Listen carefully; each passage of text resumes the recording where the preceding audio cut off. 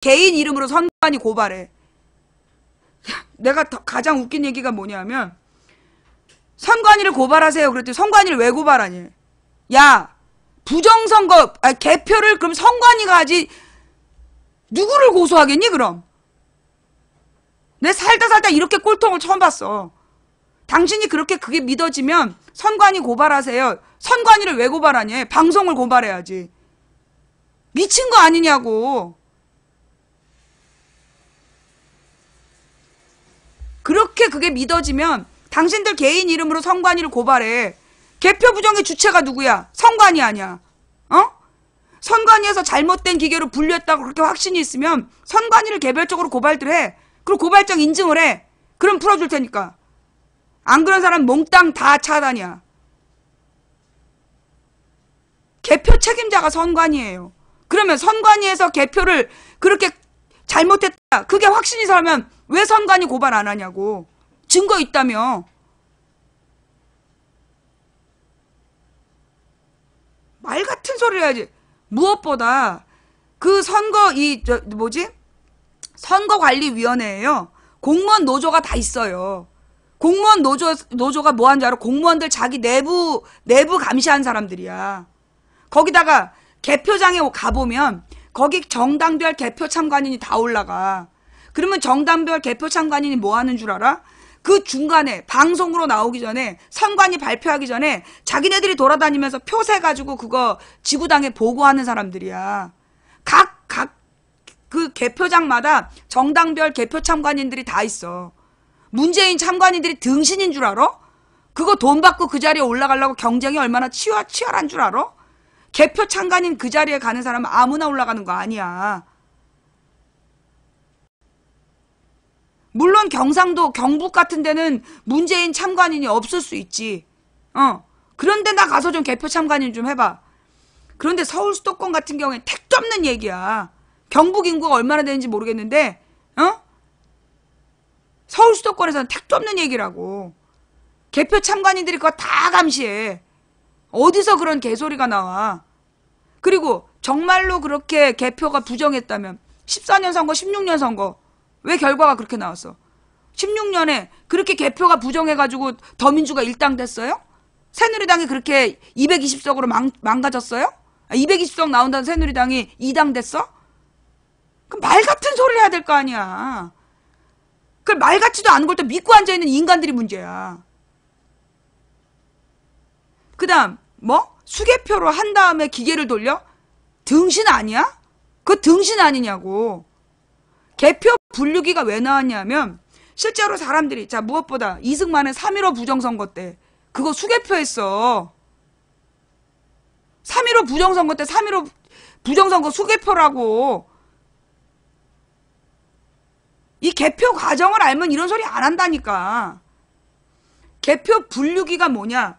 분류해갖고 1번표, 2번표 나누는 거야. 그거 누가 확인한 줄 알아? 1번표, 2번표 상대당이 확인해. 2번이 1번 확인하고 1번이 2번 확인해. 그런데 자기네 표가 거기 섞여 있으면 또는 다른 표가 거기 섞여 있으면 가만히 보겠어? 기계로 확인을 해서 분류가 되면 여러분 생각해봐요. 쭉 1번이 쫙 적혀있는데 2번이 있어. 표시 안 날 것 같아? 그거 표시다. 그래서 그게 눈으로 보는 거라도 확인이 되는 거예요. 그리고 나서 1번표, 2번표 그 수개표로 확인해. 위치에 1번, 2번 차이 나는 거 확인하면서 수개표로 또 그 표 계산하는 걸로 세면서도 확인해. 그리고 마지막에 갖다 쌓아놓으면서도 확인하고. 선관위 직원들이 그거 하느라고 월급 받는 거야. 그거 못 믿겠으면 선관위 직원들 전부 다 고소를 하라고. 고소고발을 해. 그럼 선관위 직원들이 자기네들이 확인을 해주겠지. 이번에 더플랜 그거 믿는 사람들 너네 선관위 고발을 해. 개별적으로 너네 동네 선관위를 다 고발을 해서 걔네들하고 법정 다툼을 한번 해봐. 그래서 니네가 무고죄인지 아닌지 나오면 될 거 아니야. 그리고 선관위는 더플랜을 고발해야 돼. 선관위가 더플랜 고발 하나하나 보자고. 고발 안 하면 난 한패라고 봐. 왜? 아니 선관위에서 이게 결국은 뭐야? 개표 부정론의 핵심은 뭐야? 개표에 부정이 있다는 얘기야. 그럼 개표에 부정이 있다는 얘기는 뭐야? 선관위가 제대로 개표 안 했다는 얘기야. 그러면 이건 선관위가 그들을 고발하지 않는다라면 그건 선관위가 인정하는 거야. 선관위는 더 플랜 제작진을 고발해야 되고 더 플랜은 선관위를 고발해야 돼. 그래서 법정으로 다퉈봐. 그래서 그때 투표용지 전부 다 법적으로 까야 되고. 그거 안 할 거면 쇼하지 마. 이거 순전히 이제까지 투표 못하게 하려고. 매번 개표 부정애들이 언제 나온 줄 알아? 투표할 때 나와. 사전투표하지 말라고. 사전투표가 뭔데? 그거 투표하는 날짜가 하루인데 이게 우리나라는 서비스업이 많아. 서비스업이 많으면요. 서비스업에 종사하는 사람들이 투표하는 당일날 투표를 못해. 그래서 원래 다른 나라는 투표를 3일 정도 한단다. 그래서 만든 게 사전투표 이틀이야. 그래서 평일에 일하느라고 못하는 사람들 주말에 아무 때나 와서 하루는 쉬겠지. 이게 투표하는 날도 일하는 사람이 태반이니까 그날 와서 투표하라고 만든 날이 그게 사전투표야. 그런데 사전투표 못 믿겠다고 망원경을 들고 나가서 감시를 한 해 만에. 그래서 사전투표하고 개표 부정 잡아냈어? 12년부터 지금 5년 동안 투표가 몇 번이야.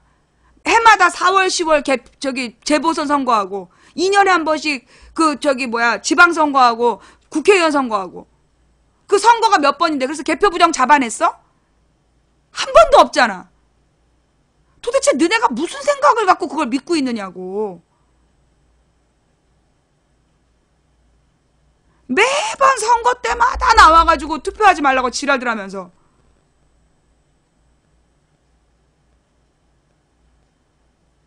그걸 모른다는 게 문제입니다. 뭘 몰라.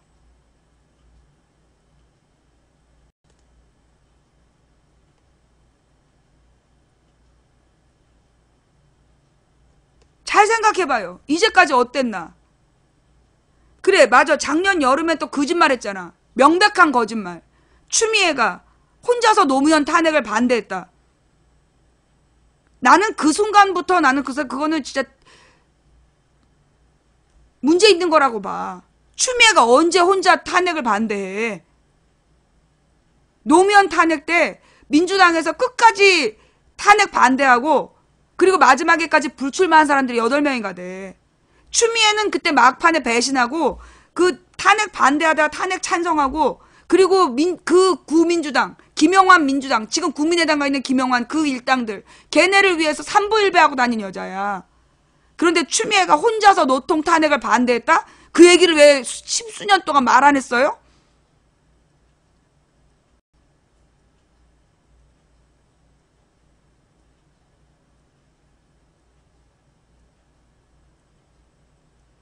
내가 뭐라 그랬어? 대선 시점이 중요해지면 이때 개표 부정론 나올 거다. 나왔잖아. 거기 흔들리면 뭐야? 님들 그 수준인 거야.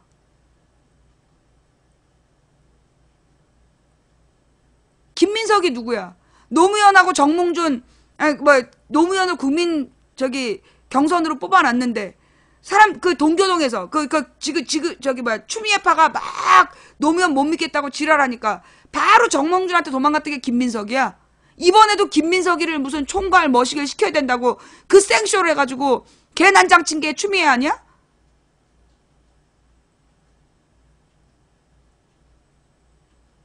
그래놓고 지금 대선 직전에 더 플랜을 까? 그것도 여론조사 뒤집어지기 시작한 시점에서? 여론조사가 차이가 점점 벌어지고 있다. 그 시점에서? 다분히 의도적인 거 아니야?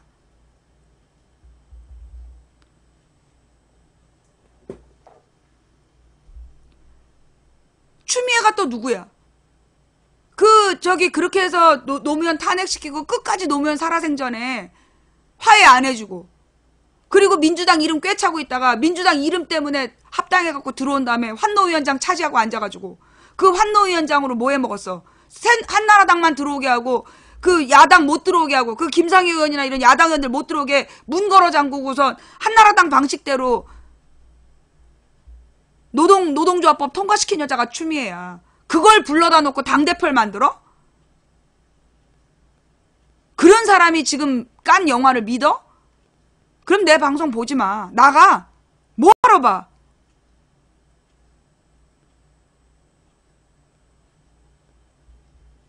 둘 중에 하나만 믿어가서.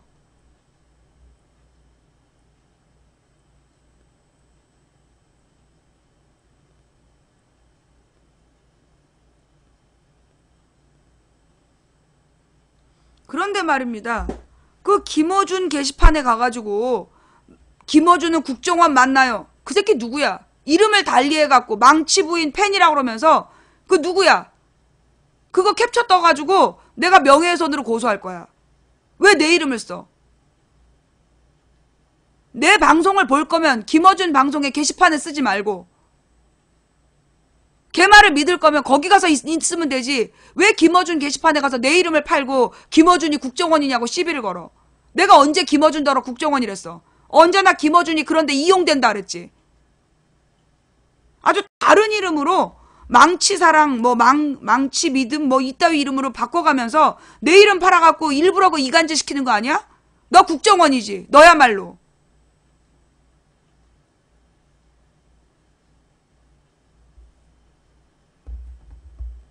내가 볼 때 그거 국정원이야.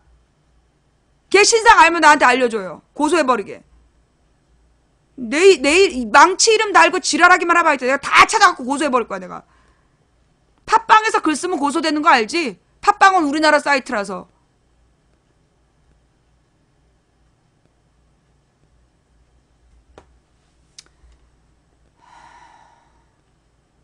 자, 뭐 더 할 말 있어?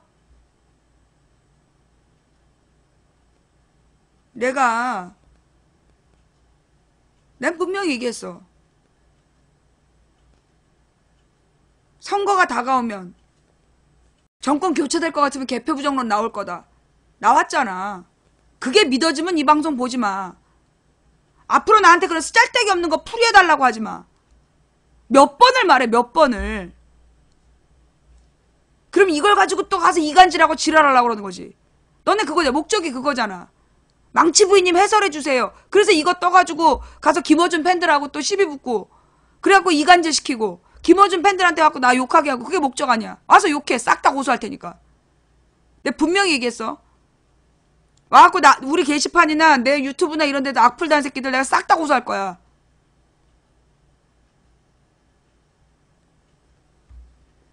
믿을 걸 믿어. 믿을 걸.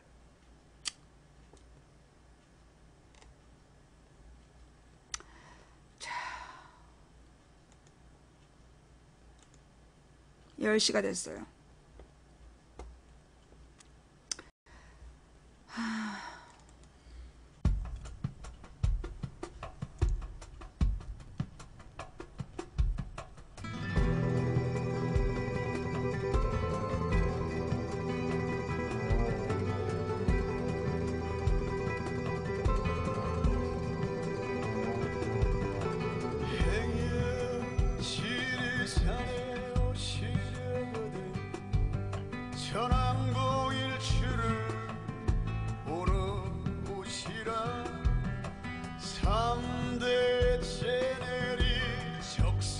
사람만 볼 수 있으니 아무나 오지 마시고 노고단 푸른 바다에 빠지려면 원줄이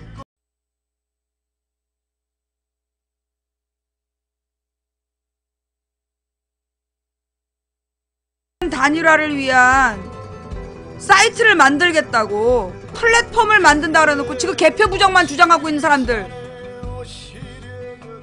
그 시민들한테 3억 모을 때 목적과 결과물이 다른 거 책임져야 되는 거 아니야?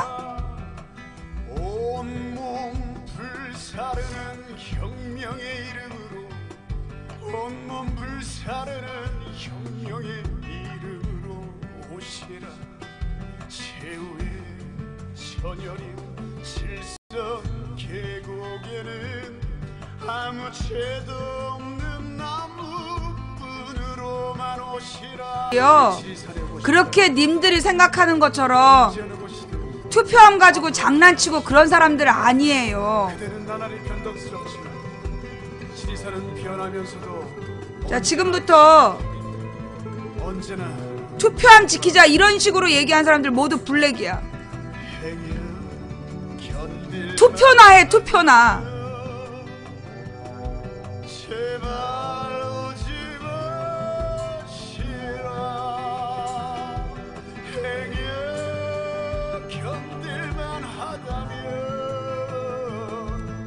제발 오지 마시라. 니나 해라? 너 지금 나한테 너 나 약 올린 거지? 너 나 투표권 없는 거 너 일부러 지금 약 올린 거지? 너는 영구 블랙이고 3대가 블랙이야.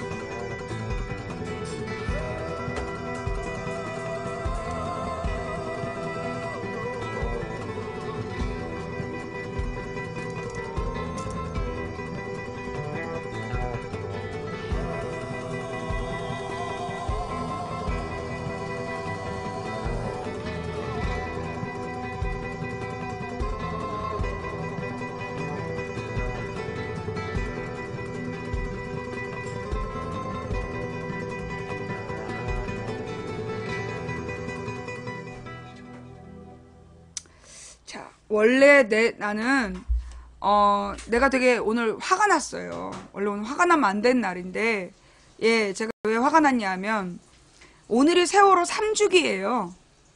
이게 우리가 이제 살고 있는 곳이 그 한반도잖아요. 우리 한반도에 그 3대 종교가 있어. 유교, 불교, 기독교예요. 예. 근데 이 유교에서 이 사람이 죽은 다음에 3년을 굉장히 중요하게 생각해. 그 3년의 의미가 뭐냐 하면 아기가 태어나서 독립적으로 움직이고 그 뭔가 사리분별을 하는 데까지 적어도 3년이 든다. 그래서 아기가 태어나서 3년 동안 부모가 안고 다니잖아요. 그래서 부모가 돌아가시면 그 3년 동안은 그 자식이 부모랑 이별하는 시간을 갖는 거야. 그게 그 3년이에요. 그래서 유교에서는 3년상이라는 제도가 있는 거야. 그래서 옛날에 효자들은 3년 동안 그 부모의 무덤 옆에 초막을 짓고 그 무덤에 풀을 뜯으면서 부모하고 이별을 하는 시간을 가졌단 말이에요. 어떻게 보면 사람이 그 죽은 이와의 마음으로부터 이별을 하는 시간을 나는 3년이라고 옛 어른들이 정해준 거라고 생각해.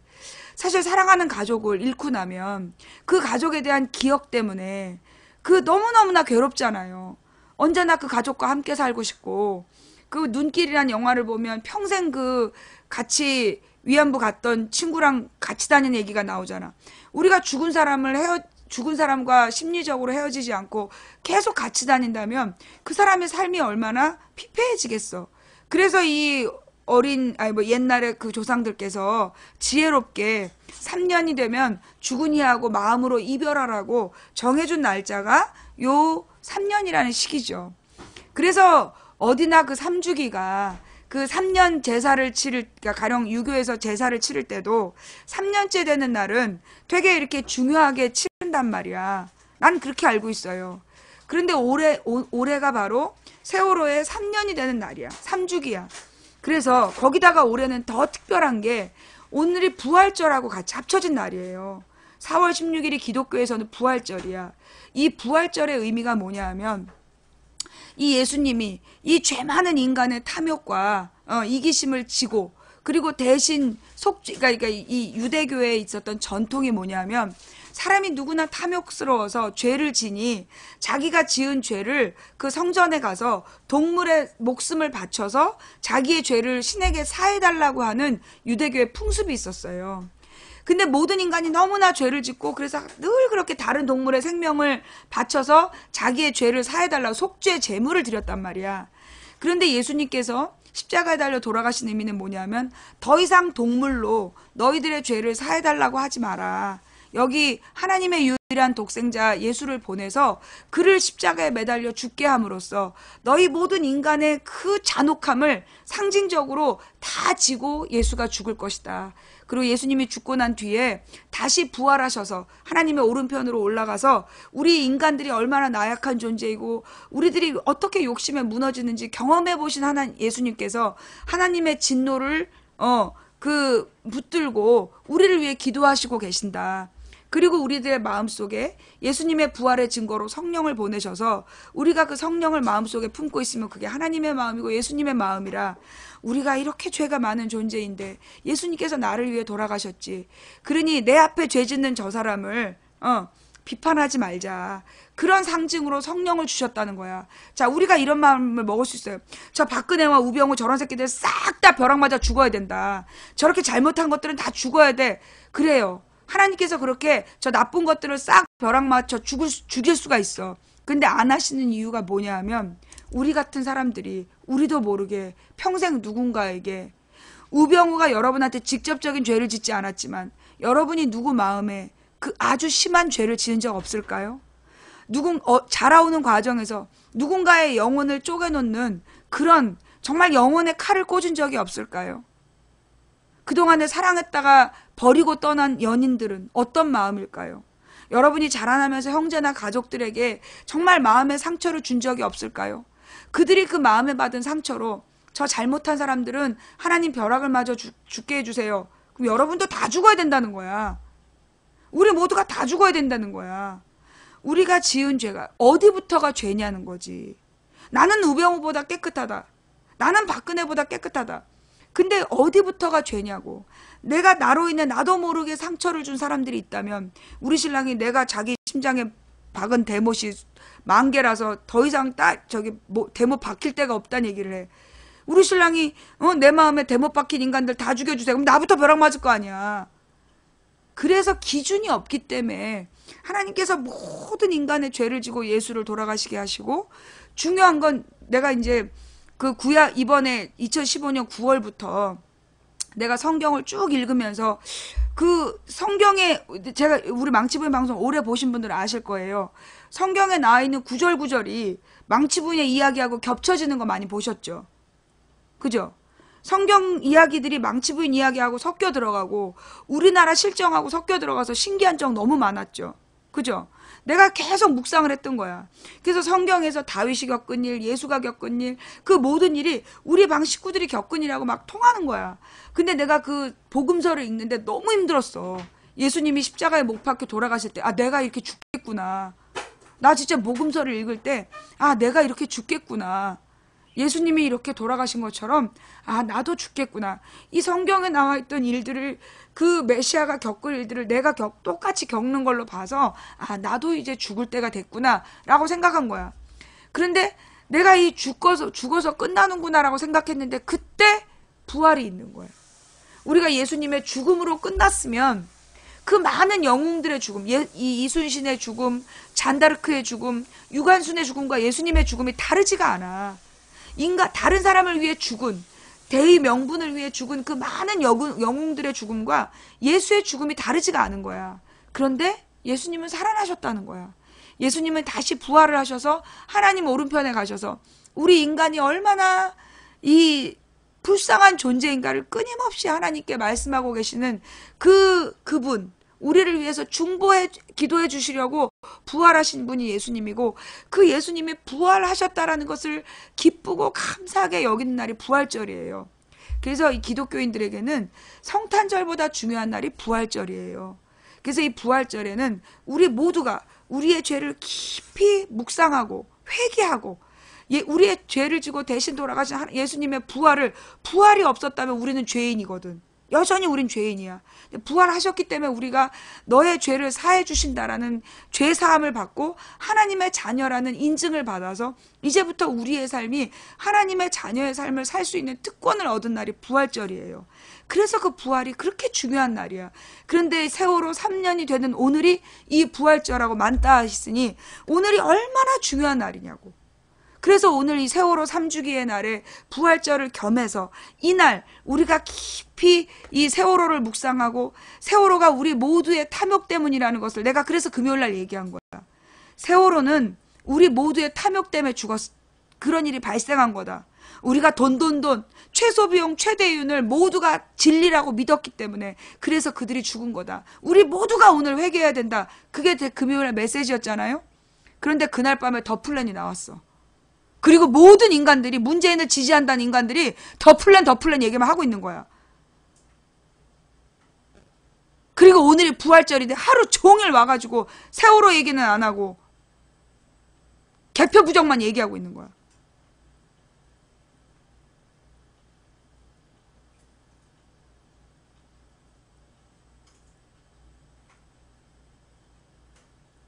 내 마음이 어땠겠냐고. 내가 하나님, 이 인간들은요, 예, 이 인간들은 방법이 없다.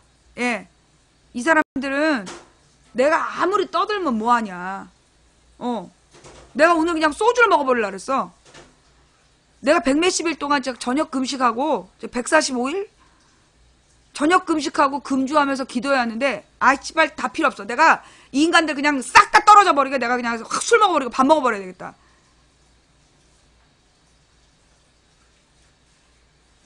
그렇게 얘기를 해도 도로함이 타불이야.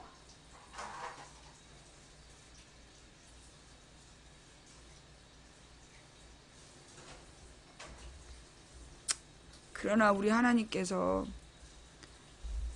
그래서 내가 죽었잖아 하시는데, 어?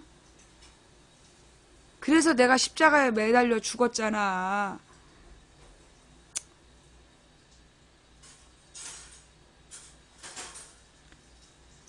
악으로 악을 갚지 말고 선으로 악을 갚으라. 그 말씀에 내가 그래 이래가지고 또 말아먹으면 잘 됐어. 솔직히 그런 생각도 들어요. 무슨 생각이 드냐면 만약에 이번에 누구누구가 됐어. 그러면 떨어진 누구누구가 자기가 아마 언론에서 계속 들이잡을 거 아니야?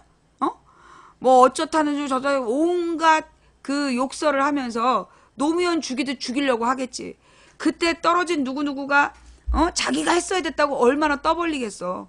그러면서 그걸 중심으로 해서 그 박근혜파가 부활을 노리지 않겠어? 그 꼬라지를 생각할 그러니까 아주 골치가 아픈 거야. 차라리 또 박근혜처럼 내가 그랬잖아. 박근혜가 당선되길 진짜 잘했다. 박근혜가 당선되니까 박근혜가 얼마나 무능한지 다 드러날 거 아니냐. 그래서 박근혜와 그 일당들의 그 만행이 다 드러날 것이다. 드러났잖아.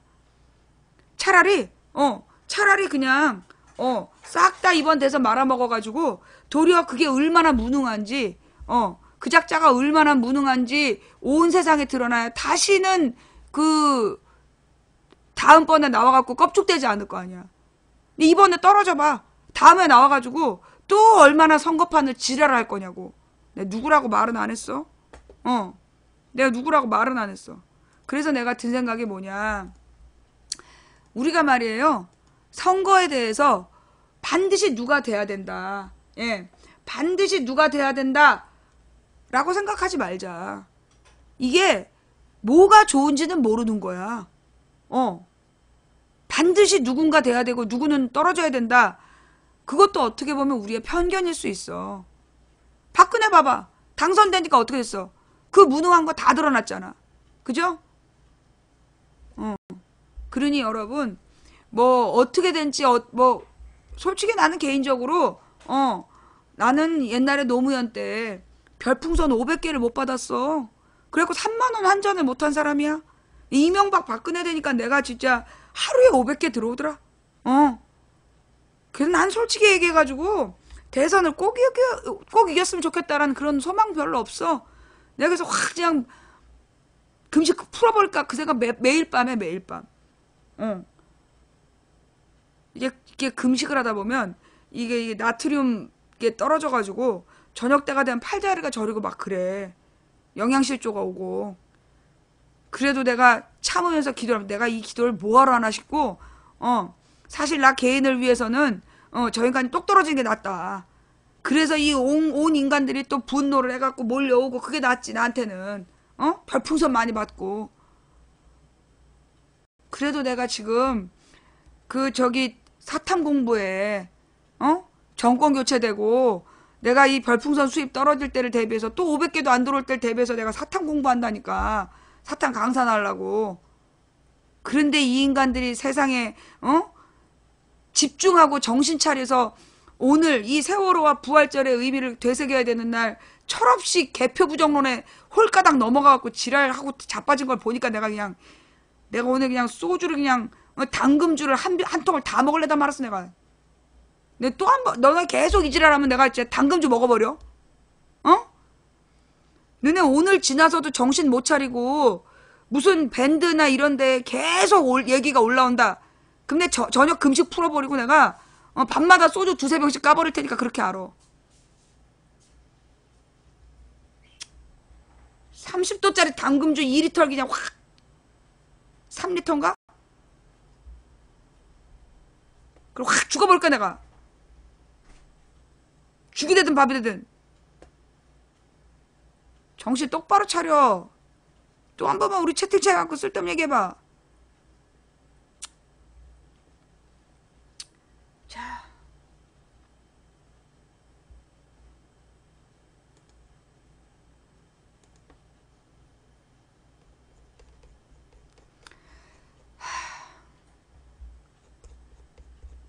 마음을 다시, 예. 이제부터 인생 상담 들어갈게요.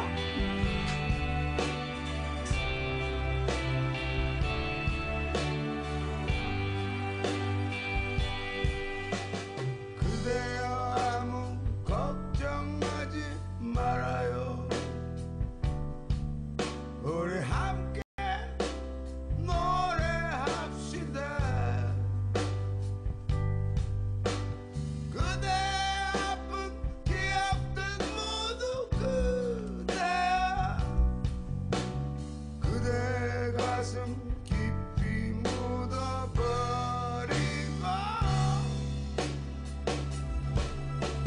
지나간 것은 지나간 대로 그런 의미가 있죠.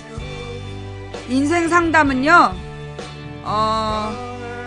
주일 저녁 8시까지, 8시 전에 텔레그램으로, 망치부인 텔레그램으로 그 인생 상담이란 제목을 달고 내용을 쭉 쓰셔야 돼요.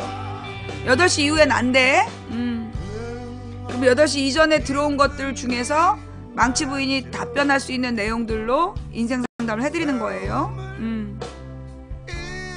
잃어버렸죠.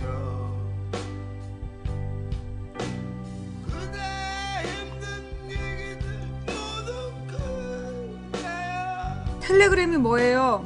그대 탓 플레이스토어나 앱스토어에서 텔레그램 이렇게 검색을 해보시면 나와요. 일종의 카톡 같은 거예요. 예.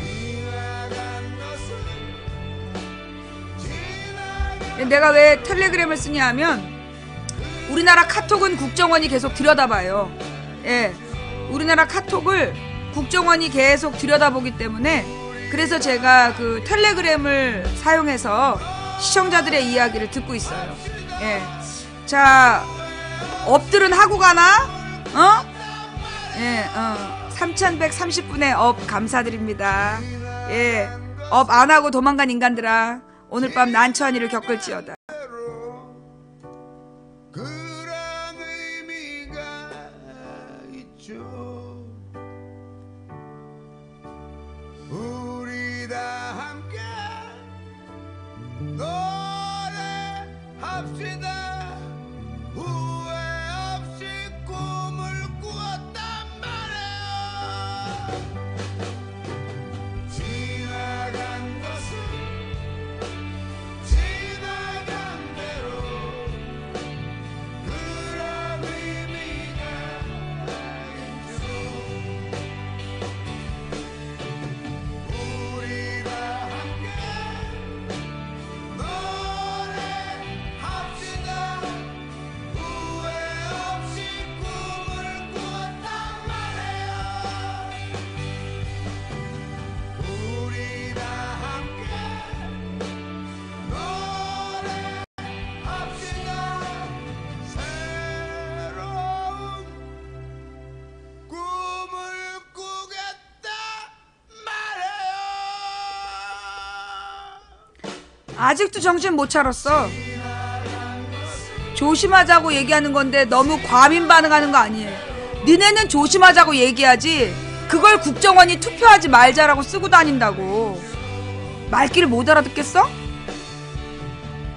니네는 그 뭐 정신 차려서 투표하면 지키자는 얘기예요 라고 얘기할지 몰라도 그 얘기를 가지고 국정원은 투표하면 뭐 하나 쓰고 다닌다고. 그러면 어린애들이 그 5월 초에 놀러 가면서 그 명분으로 투표하면 뭐 하냐 그러고 놀러 간다고. 이 또라이들아. 그렇게 2%만 빠져도 대선은 지는 거야. 머리는 장식용으로 달고 다니니? 나 마음이 진정돼야 인생 상담을 할 수 있어. 어? 내가 마음이 진정돼야 인생 상담을 할 수 있다고. 지금 이 개표 부정론으로 지금 쟤네들이 노리는 게 5월 초에 장기 해외여행 가라. 그리고 투표할 필요 없다. 그 명분 주는 거예요. 젊은 애들 해외여행 가라고. 어차피 그놈이 그놈이다. 투표해봤자 조작할 텐데 뭐 이따위로 나오는 거야. 그래서 조심하란 얘기야. 특정 후보 언급해서 블랙.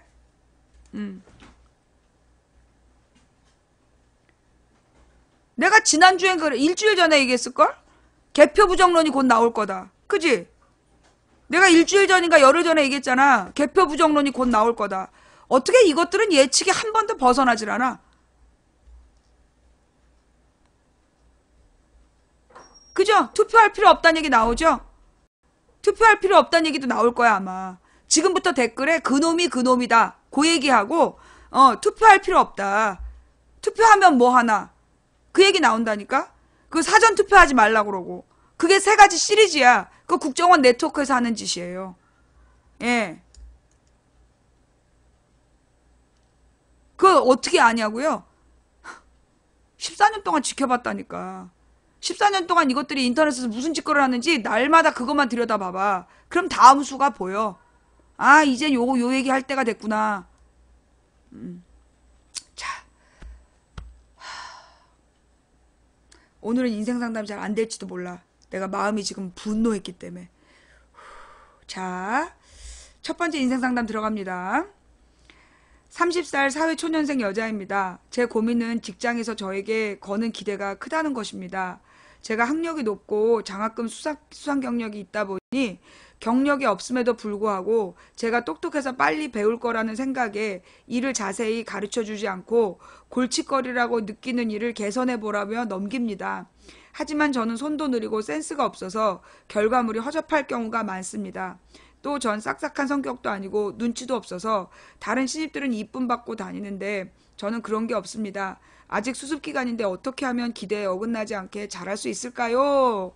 라고 하셨는데요. 자, 예. 최연수 세무사가 또 뭐라 그랬는데. 그 개표 부정 얘기했어요? 그냥 강퇴시키세요. 예. 네. 그냥 강퇴시켜요. 예. 개표 부정 얘기하면요, 매니저님들 그냥 강퇴시키세요. 예. 자, 이런 경우, 여기는 굉장히 복잡한 문제, 이거 심각한 문제야. 예. 자, 이 사람은 어떻게 보면 많은 우리 직장을 구하는 분들에게는 아주 짜증나는 케이스죠. 학력이 높아. 장학금도 많이 받았어. 수상 경력이 있는 데다가 취업도 됐어. 그래서 여기 있는 많은 분들이 짜증이 날 수 있어요. 그런데 이걸 살짝 바꾸면 여러분들이 어딘가 새로운 일자리를 구해 갔어. 심지어 무슨 편의점 아르바이트라도 마찬가지예요. 조건이 좋으면 넌 잘할 거야. 잘 안 가르쳐 주는 경우 있죠. 그죠? 예. 무슨 매장에 가서 그 판매하는 영업일이라도 시작을 했는데 아르바이트 시작했는데 선배들이 잘 안 가르쳐 주는 경우, 이런 경우예요. 예. 자, 이런 경우는 첫째, 목적이 뭔지를 알아야 돼. 요거는 지금 기죽이려는 거야. 예. 이분한테 지금 이제 이 회사 사람들이 가지고 있는, 회사 선배들이 가지고 있는 자세는 뭐냐면 기를 죽이려는 거야. 네가 학력이 좀 높다 이거지, 상 좀 타봤다 이거지, 한번 개고생해봐. 요런 심리로 지금 못돼 처먹은 선배들이 기를 꺾는 중이에요. 자, 이럴 때 제일 필요한 게 뭐냐면, 그래? 한번 해보자. 내가 끝까지 꺾이지 않는 모습을 보일 거다. 그러면 부러져. 그러는 거 아니야. 자, 이럴 때 가장 중요한 건 뭐냐? 팍 굽히는 거야. 이럴 때 가장 중요한 건 바보 컨셉으로 가야 돼. 예. 이게 자기가 뭔가 내가 알고 있는 그래서 서울대생들이 대부분 보면 약간 좀 어리버리하게 굴어. 이게 보면 명문대생들이요. 실제로 어리버리하게 굴어요. 그리고 막 그렇게 자기 학력 얘기 안 해. 왜? 학력 얘기하면 상대방이 딱 긴장하고 그 경계심을 갖게 되면 그 라이벌 의식이 나오게 되면 업무에 도움이 안 되거든. 그래서 얘네들은 학력이 좋고 스펙이 좋을수록 딱 숨겨. 그리고 되게 어리숙한 척해. 그래서 상대방의 뭐라 그러나 경계심을 푸는 거야. 이거 되게 중요한 삶의 지혜예요. 본인들이 좀 남들보다 좀 좋은 스펙을 갖고 있다면 어리숙한 그 스펙으로 가는 게 제일 필요해. 어리숙한 자세. 그리고 자주 물어봐야 돼요. 먼저 고개를 숙이고 먼저 깍듯이 인사하고 선배님들한테 딱 커피 한 잔씩 돌리면서 아주 막 가르쳐 주세요 라고 얘기하는, 먼저 다가가는 게 필요해요. 신입들이 해야 되는 건 적극적으로 먼저 물어봐야 되는 거야. 만약에 선배들이 안 가르쳐주면 친구한테 물어보고, 친구도 안 가르쳐주면 바로 윗선배 말고 그 윗선배한테 물어봐야 돼. 자꾸 물어봐야 돼. 그리고 중요한 건 그 뭘 먼저 하려고 하기보다 관찰을 해야 돼요. 예. 사람들은 무슨 일을 하는지를 잘 관찰을 해야 돼. 자, 이분이 가져야 될 자세는 첫째, 일단 어리숙한 자세. 너무 나는 좀 있는 여자야, 난 여자야. 그런 자세를 버려야 돼. 자신의 부족한 면을 그대로 드러내세요. 예, 자신의 부족한 면을 그대로 드러내고, 제가 일을 잘 못해서요 라고 분명하게 얘기하고, 그리고 자꾸 물어봐야 돼요. 선배들한테 자꾸 물어보고 동료들한테 물어봐야 되고, 자존심을 버려. 나이 어린 동료들한테도 자꾸 물어보셔야 돼요. 그래야지 이거 직장 생활을 빨리 할 수 있고요. 괜히 아는 척하고 안 물어보면 안 돼. 먼저 물어봐야 돼. 그리고 세 번째, 관찰력을 키워야 돼요. 예. 그래서 사람들이 어떻게 일을 하는지 보고 배워야 돼. 자기 일만 하는 게 아니라 보고 배워야 돼. 그러니까 낮 동안에 먼저 사람들이 일하는 걸 쫙 보고, 그리고 자기 일을 밤에 하더라도 지금 이제 수습 기간이잖아요. 남들이 일을 어떻게 하는지 선배들이 일하는 모습을 먼저 보고 배워야 돼. 그리고 궁금한 건 딱 체크해놨다가 선배가 딱 쉬는 시간일 때 이건 어떻게 하는 겁니까? 라고 딱 물어보면 그 선배가 자기를 관찰했고 자기를 칭찬하는 거잖아. 그러면 대부분 가르쳐줘요. 예. 그래서 이제 관찰을 많이 하는 게 필요하다. 물어보고 관찰하고 물어봐라. 그리고 좀 어리숙한 자세를 어리숙한 모습을 많이 보여줘라. 친근한 모습을. 그 다음에 중요한 건 남들보다 더 노력해야 돼요. 예. 남들보다 더 노력해야 돼. 어떻게 보면 님은 다른 사람보다 재능이 많아서 공부도 잘했고, 그리고 남들보다 좋은 환경에서 공부를 많이 할 기회도 얻었어. 그러면 님은 남들보다 더 많은 일을 해내야 돼. 그러니까 지금 지치지 말고 어떻게 해야 되냐 하면, 나는 이 어려운 일들을 해 나가야 된다. 그러려면 어디부터? 맨 바닥에서부터 차근차근 배워가야 돼요. 그 어려운 일들 맡긴다 그래가지고 짜증을 낼 게 아니라 쉬운 일부터 어떻게 해야 될지를 고민해야 돼. 빨리빨리 성과물을 내려고 하지 말고 이 그 하나를 하더라도 제대로 하겠다라는 그런 자세를 가지고 하나하나 배워야 돼. 정말 똑똑한 사람은 하나를 가지고 10가지를 배울 수 있어요. 예. 네. 그래서 우리 그 사회 초년병이 가져야 될 자세는 무엇보다 5번째, 어떤 자세? 포기하지 않는다. 절대 잘릴 때까지 포기하지 않는다. 먼저 사표 쓰지 않는다. 그런 자세를 가져야 돼. 어리숙한 자세, 그 다음에 깊이 관찰하고 많이 물어보고, 그리고 남들보다 더 열심히 일해야 된다. 능력이 있으니까. 그리고 포기하지 마라. 예, 잘릴 때까지 포기하지 말고 뻑하면 내 길이 이 길이 아닌가 봐. 그런 생각 쉽게 하지 마세요. 나는 그래. 어딜 가든 거기서 최고가 돼야 그 다음에 인생의 최고가 되는 거예요. 여기는 내 것이 아니야. 이런 사람 치고 잘 되는 사람 못 봤어. 직장을 자꾸 옮긴다 그래서 성공하는 거 아니에요. 내가 여기서도 못 버티면 다음에서도 못 버텨. 결혼도 마찬가지야. 이 사람하고 못 견디면 다른 사람하고도 안 되는 거야. 이혼이 답이 아니야. 왜 이혼을 하게 됐는가를 깊이 고민해야 되듯이 내가 왜 이 일을 못하는가를 깊이 고민해야 돼요. 여기서 성공 못하면 당신 루저가 되는 거야. 여기서 무조건 성공해야 돼. 그래서 스카웃돼서 간다. 그런 각오를 갖고 열심히 하시기 바랍니다. 너무나 도움이 안 됐다면 미안합니다. 다음은 너무 긴데 이렇게 길면 안 돼요. 아이 셋 키우는 애기 엄마. 10년 동안 여기저기 이사 다니고 집을 사게 됐다. 신혼초 부모님께서 감사하게 전세금을 보태주고 그걸 발판 삼아 둘이 열심히 아끼고 돌려 마련. 그 위로 이제 손 위에 시아주버님이 있다. 부모님이 둘 다 똑같이 결혼할 때 보태주신 걸 저희는 조금씩 늘렸고, 손이 아주버님네는 사업한다고 모두 말아먹었고, 그런데 저희가 집을 사고 난 후 아주버님네도 집을 사야겠다며 부모님께 말씀드린 모양. 여러 가지 복잡한 사연이 있긴 하지만 어머님이 세 받고 계신 집을 팔아 집을 살 모양. 저희 부부는 너무 안타까워요. 몸도 안 좋으신 부모님이 일까지 하시는데 몇 년 후 연세가 더 많으실 땐 더 이상 일을 못할 때 대비해서 갖고 계신 집인데 하고요.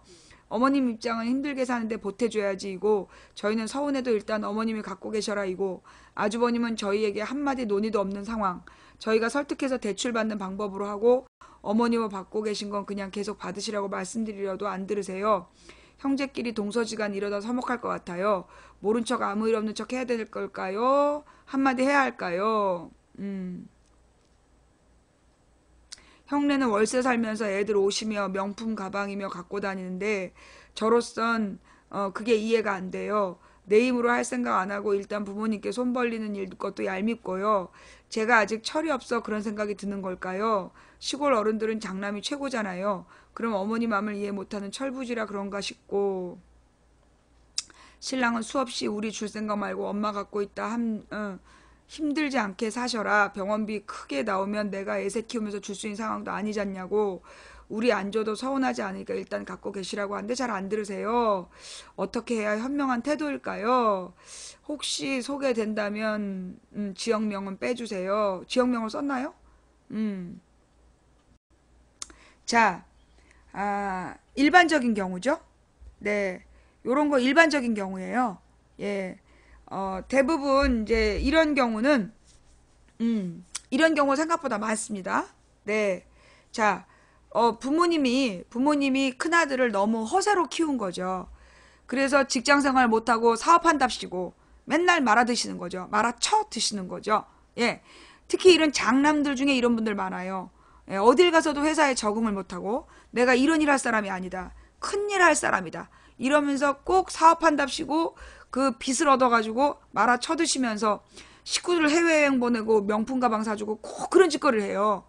그래서 이 그 말아 쳐드신 직장의 직원들이 나중에 인스타그램이나 저기 페북 들어가 보면 월급 밀린 사장님네 사모님이 해외여행에서 뭐 에스프레소를 마시며 이러면서 파리 에펠탑 밑에서 사진 찍어봐. 눈이 뒤집어지는 거야. 그러다가 사장이 칼 맞고 그래요. 꼭 이 그 사업한답시고 집안에 손 벌리는 인간들 꼭 있어. 그런 인간들이 문제야. 예, 아주 못돼 처먹었죠. 무능하면서 또 허세는 있어가지고 혹시 여러분이 그러세요? 그런 짓 하지 마세요. 예, 자, 그런데 말입니다. 이분들이 가져야 될 자세는 뭐냐면, 근데 꼭 그런 형제 밑에는 아주 실용적인 아들이 있어. 꼭 둘째들이 더 똘똘해. 그러면 어떻게 보면요, 이 형이 평생 그렇게 사는 이유가 뭐냐면 둘째 때문이에요. 둘째가 너무나 잘났어. 얘는 남이 시키지 않아도 알아서 지 일 잘해. 똑같이 줘도 그걸로 막 돈도 잘 벌어. 그러면 형은 동생보다 나은 형이 되고 싶어서 계속 허세를 부리는 거예요. 어떻게 보면 형의 그 모습은 동생 때문이야. 동생은 내가 알아서 내가 열심히 해서 일 벌린 건데 내가 무슨 잘못이에요? 잘못이에요. 형이 그렇게 그 열등감에 시달리고 있는데 나만 잘 살았잖아. 그죠? 예. 그리고 지금도 아주 현실적으로 부모님 집 팔지 마라 라고 얘기하는 거잖아. 이거 동생에 대한 컴플렉스예요. 그리고 이게 명품이나 이런 거 자꾸 사들인 사람들의 공통점이 뭐냐면 자신감 없는 사람들, 자존감 없는 사람들이 그런 걸 사요. 예. 월세를 사는 이유도 그 돈으로 전세를 살면 되잖아. 뽀대가 안 나거든. 그러니까 내가 볼 때 이 큰 집은 자존감이 너무 없는 집이야. 예. 자존감이 너무 없어서 끊임없이 자기를 허세를 부리는 거예요. 예. 그래서 이제 이거를 제대로 아셔야 되는 거고, 예. 그래서 이 원인은 이 동생이 그 형을 불쌍히 여겨야 돼. 형 부부를. 형 부부를 좀 불쌍히 여겨야 되는 면이 있고요. 그 다음에 이제 이런 경우에 아무리 부모님을 말려도 시골 부모님들은 집 파십니다. 예. 집을 파시는데, 자, 여기서 현명한 방법은 그 동생분이 집 판 돈을 모두 주시게 하면 안 되고, 예. 부모님, 그러니까 가족회의를 하셔야 돼요. 가족회의를 해서 부모님이 나중에 병 드셨을 때 우리는 병원비 못 냅니다.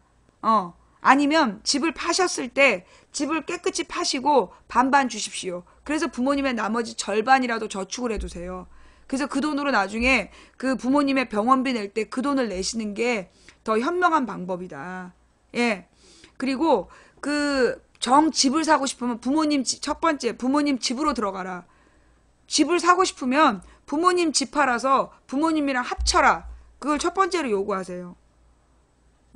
부모님 집 팔아서 부모님 따로 살고 지네 따로 살고 그렇게 이기적일 수는 없잖아. 그러니까 집을 팔아서 부모님이랑 부모님 집으로 들어와라 라고 얘기를 해. 그래서 못 듣겠다. 그럼 집을 파신다라면 절반은 우리에게 달라. 그래서 똑같이 나눠주시고, 그래서 그 절반은 여러분 은행에 넣어놨다가 틀림없이 그 장남은 부모님 병원비 책임 못 집니다.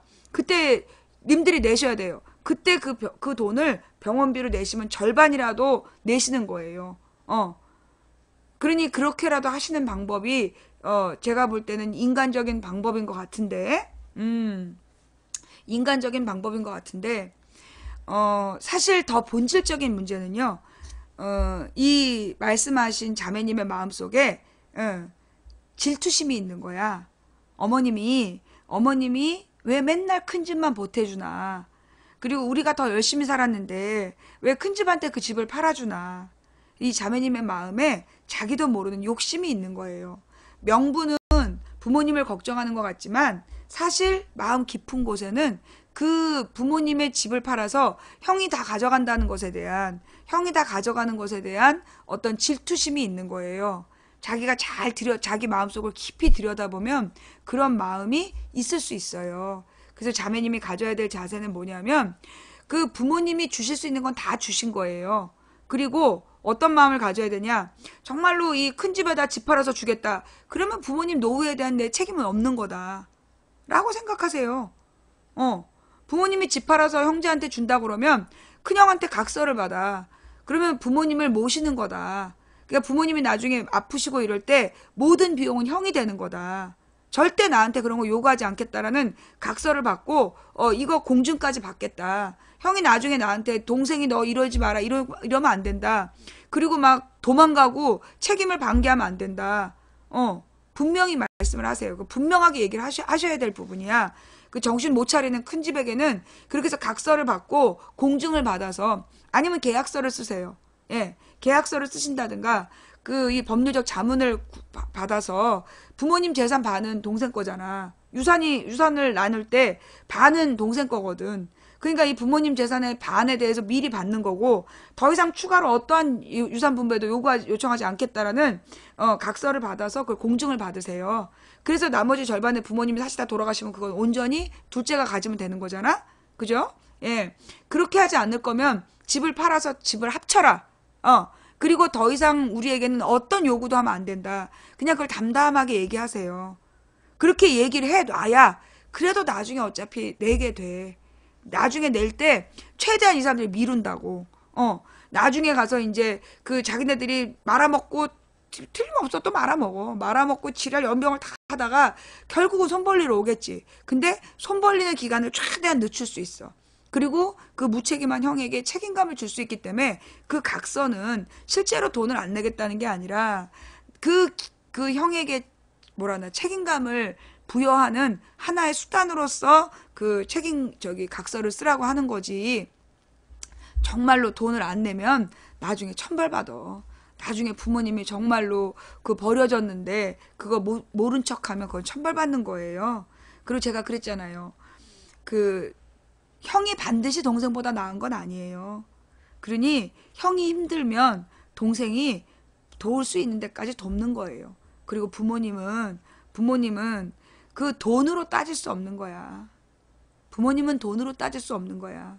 그러니까 나중에 형이 부모님 책임 못 지셨을 때 내가 책임지겠지. 그 마음을 지금부터 아예 비우세요.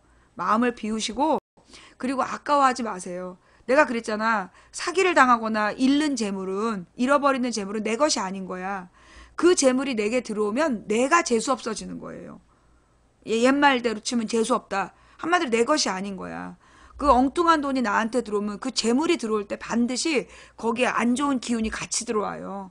그러니까 내가 날마다 돈 벌어서 부모님께 손 벌리지 않고 살 수 있다는 내 삶에 감사하시면서 그 아버지의 재산은 차라리 빨리 말아먹는 게 나아. 그래야 더 이상 손 안 벌릴 거 아니야? 어차피 그거는 그 큰형이 말아먹게 돼 있어. 그냥 그러려니 하고 마음을 비우세요. 저것은 내 것이 아니다라고 마음을 비우셔야 돼요. 그거 아까워하면, 그걸 아까워하면 내 병이 들어. 각서를 받아. 어머님, 아버님 어머님, 아버님에 대한 모든 노후 비용은 큰형이 된다라는 각서를 받고 마음의 자유함을 얻으세요. 그러나 인간의 도리로 나중에 부모님이 버려졌을 때는 그 책임지셔야 된다. 그게 인간의 도리야. 어떡하겠어? 형이 모자란 걸. 그 잘난 동생이 책임져야지. 그게 인간의 도리예요. 좀 더 힘센 사람이, 우리가 그러자 바꿔 말하면, 더 힘센 사람이 그 힘이 약한 사람을 도와야 되잖아? 더 유능한 사람이 능력 없는 사람을 도와줘야 되잖아. 유능해서 내가 돈을 많이 벌었어. 그러면 내가 세금을 많이 내서 저 돈 못 버는 저 인간을 먹여 살리는 거. 그게 사회잖아요? 가족도 마찬가지죠. 근데 우리가 핏줄이기 때문에 질투가 나는 거야. 이 질투의 본질은 뭐냐면 부모님에 대한 사랑의 질투예요. 돈에 대한 질투가 아니라 부모님에 대한 사랑의 질투이기 때문에 사회적으로는 나보다 가난한 사람을 도울 수 있는데 형제 간에 그게 안 되는 이유는 본질적으로 부모의 사랑에 대한 질투예요. 예. 무슨 얘기인지 알겠죠? 예. 그래서 지금 내가 볼 때는 본인의 마음을 들여다보시고 그리고 베풀 수 있다는 것에 감사히 여기는 것이 더 필요하다라는 말씀. 도움이 안 되셨다라면 죄송합니다. 저는 지금 경기도 지방 사립대에 다니고 있는 대학생입니다. 자, 여러분 모든 인생 상담은 일요일 저녁 8시까지 인생 상담이란 제목 하에 800자 이내로 쓰셔야 됩니다. 예. 경기도 지방 사립대에 다니고 있는 대학생입니다. 사실 고등학교 때 그닥 공부를 잘하지 못해 지방 사립대에 왔습니다만 사실 주변에서 가족 친척들이 거기 나오면 아무데도 갈 데 없다면서부터 대학이 평생 꼬리표처럼 쫓아다닌다는 둥, 영어 공부해서 편입을 하라는 둥에서 편입시험을 준비했는데 이것도 과마다 두세 명 뽑으니 현실적으로 만만치 않더라고요. 요즘은 외국에서 살다 온 애들도 많고 그래서 최근 망치 부인님의 대학 얘기를 듣고 차라리 등록금으로 해외에 나가는 게 더 큰 안목을 기름으로써 내 인생에 도움이 될까 고민 중이기도 합니다. 참 입시 상담도 아니고 이런 거가 인생 상담인가도 싶지만 일단 보냅니다. 어떻게 해야 할까요? 네, 졸업해서 어디 내밀 수 없는 졸업장을 주는 학교라면 굳이 끝까지 다닐 필요 없습니다. 거기다 더 이상 등록금 내지 마세요. 네. 그 등록금 모아서요. 차라리 해외에서 그 한 학기 등록금이면 그 워킹홀리데이처럼 일하면서 그리고 막 그 못 먹으면서 유스호스텔 같은 데에서 묵으면서 해외여행 다니면 그 돈으로 몇 달 동안 해외를 돌 수 있어요. 예. 차라리 저라면 이 젊은이에게 그 대학은 굳이 다닐 필요 없다. 예. 그 대학에 들어갈 등록금으로 차라리 그 해외 경험을 쌓으러 가라. 해외 일자리를 얻으러 가세요. 예. 해외에 가서 그 영어 공부를 해서 그 영어 공부 유학 시험 이런 거 다 필요 없어. 존나 영어 공부해서 편입해봤자 외국인이 말고 땀부터 나잖아. 야, 그런 거 할 필요 없이 차라리 실전 영어, 예. 이태원 같은 데 가서 아르바이트를 해. 그래서 외국인들이 지들끼리 하는 말 잘 들어보고, 그리고 미국 드라마나 영화를 자꾸 봐. 그러면 차라리 영어 공부 그게 더 나아. 그냥 그 자막을 안 보고 미국 드라마를 한 6개월 보잖아요. 그러면 소리가 들리기 시작해. 예. 그리고 하루 종일 들어. 하루 종일 그냥 틀어놔. 그러면 이제 한 6개월 지나면 소리가 들리기 시작하거든. 그리고 나면 그때부터 단어 공부를 하세요. 꼭 필요한 단어. 그리고 인간이 살아가는데 단어는 5,000개만 있으면 충분하대. 5,000개만 있으면 충분히 대화가 가능하다는 거야. 그러니까는 중고등학교 기본 단어 그것만 알아도 사는데 지장 없대요. 예. 그리고 나서 해외에 나가서 사람들의 삶을 보고 돈은 어떻게 만들어지는가, 그리고 어떤 일들을 하면 그 먹고 살 수 있을까, 그 안목을 넓히세요. 대학 아무리 열심히 다녀봤자 거기서 먹고 사는 방법 안 가르쳐 줍니다. 저는 응원할게요. 네. 예. 근데 내가 팝송은 좀 왜 아니라고 생각해요. 팝송에는 그 음이 들어가잖아요. 그러니까 그 곡조 때문에 이 사람이 그 악센트나 이런 걸 정확히 몰라. 드라마가 제일 좋은 이유는 일반적인 일반 용어, 일반 언어에서 그 악센트라든가 그런 어떤 끝에 올리고 내리고 이런 걸 다 같이 배울 수 있기 때문에 드라마로 배우는 영어가 실전 영어로는 제일 좋은 거다. 예. 팝송을 들으면 그 일단 영어랑 친해질 수 있고, 왜냐 영어를 좋아하게 돼요. 팝송의 용도는 영어를 좋아하게 하는 거야. 샹송의 용도나 이런 그 외국 노래는 그 말을 좋아하게 하는 거. 왜냐면 음악과 함께 들어온 거는 그 뭐라 그러나 애정을 느끼게 된대. 그래서 팝송의 긍정적인 면은 그 나라 말을 좋아하게 하는 거지. 영어만 들으면 땀이 나다가도 좋아하는 팝송을 자꾸 듣다 보면 영어가 흥얼흥얼해지고 좋아지는 거. 그러면 그 다음에 이제 드라마를 보면서 말을 배우면 되는 거죠. 예.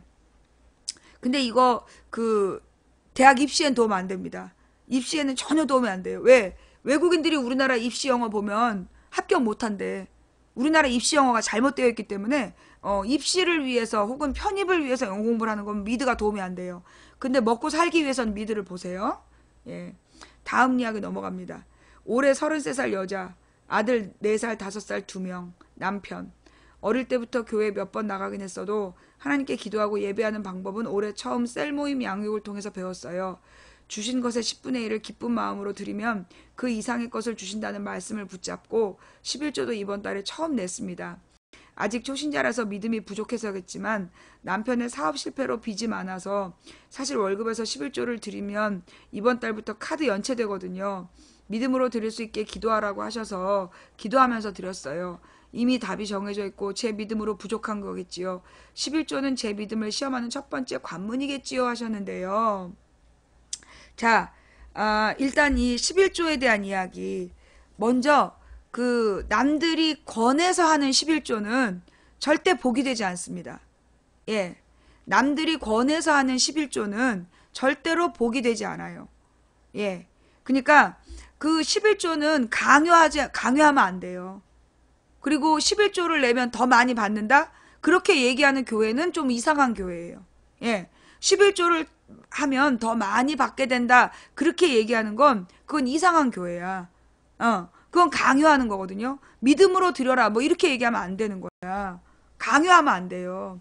11조는 어떤 마음으로 드리는 거냐면 내 모든 돈이 하나님의 것인데 이 하나님께서 나한테 이렇게 많이 주셨는데 이게 다 하나님 거야. 근데 내가 하나님께 정말 감사 표시를 하고 싶다. 그럴 때 10분의 1이라도 드리고 싶을 때 그때 드리는 게 11조예요. 그러니까 막 이걸 드리면 더 많이 준다라는 말에 속아서 드렸으면 사기당하신 겁니다. 그런 마음으로 드리면 절대 돈 더 안 들어와요. 예.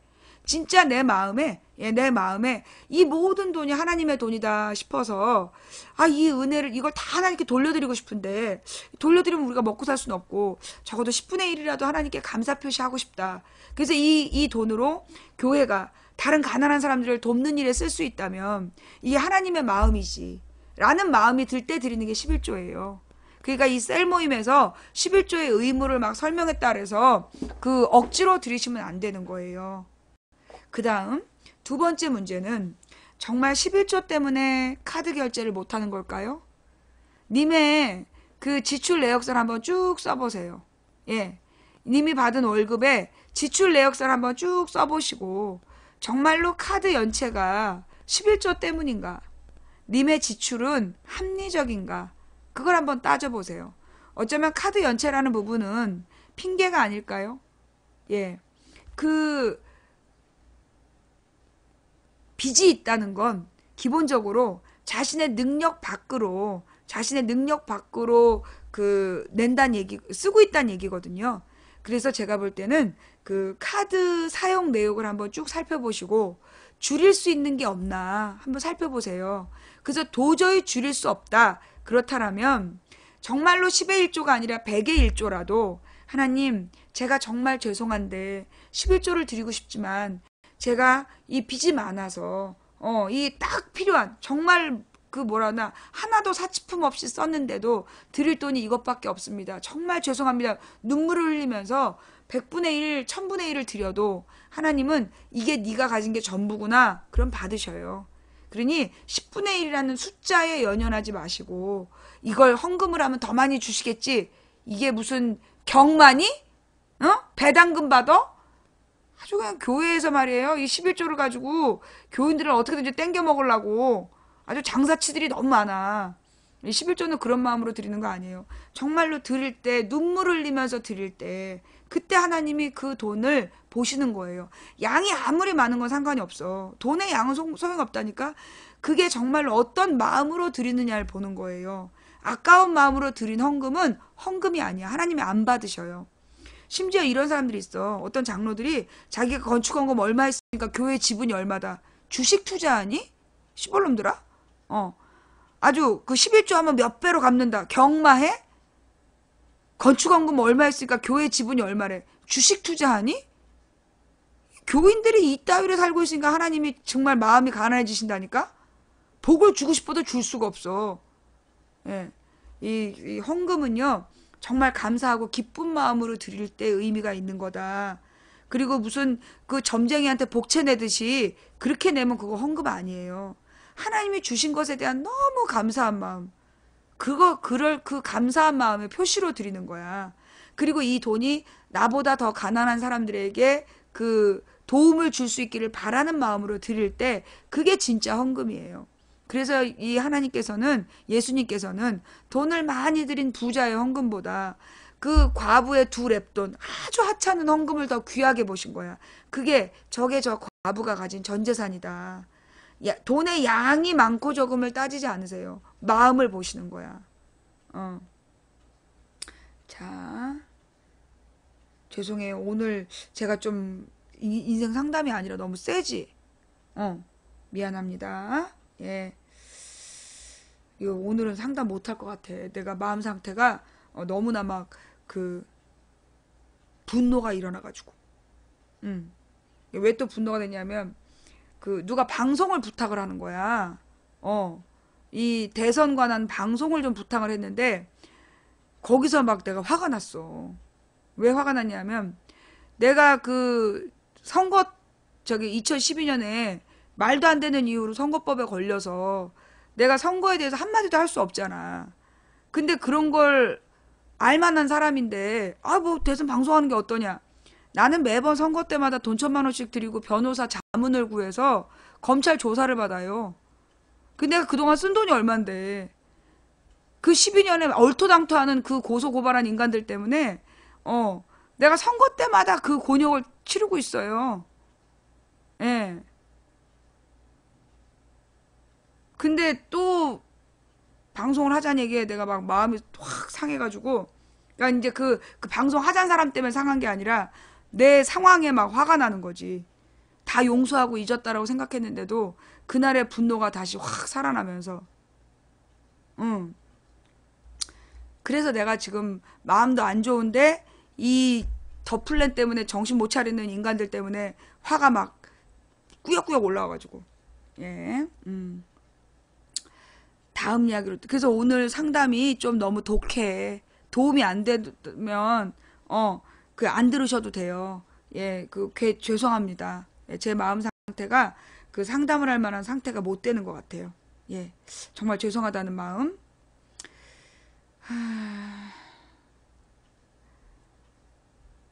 부모님은 50대 중반.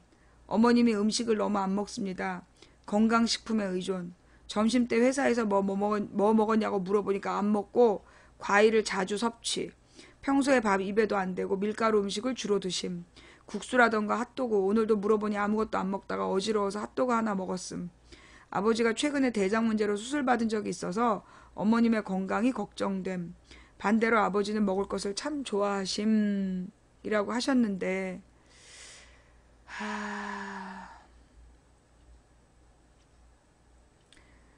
따님? 네, 냅두세요. 예. 그 먹는 습관, 못 고쳐요. 예. 어떡하겠어요? 어머님이 50대 중반인데, 어떡하겠어? 못 말려요. 그냥 냅두세요. 예. 그리고, 대신, 그 부모님이 그러니까 그 보니까 이 어머님이 뭐 핫도그라든가 뭐 밀가루 뭐 이런 거 그 주전부리를 좋아하시는 것 같은데 이 자연드림이라든가 뭐 이렇게 아이쿱 이런 생협에서 파는 그 질 좋은 질 좋은 그 유기농 그 주전부리를 집안에 여기저기 비치해 놔서 어머님의 입맛이 조금 건강식으로 바뀔 수 있도록 해드리는 것 말고는 방법이 없어요. 보니까 아버지도 대장 문제로 수술하셨다는 걸로 봐서 고기 많이 드셨을 것 같아. 이거는 두 분이 이 직장 생활 하시면서 사실 이렇게 보니까 어머님이 그 직장 생활 하신다는 얘기잖아요. 그죠? 예.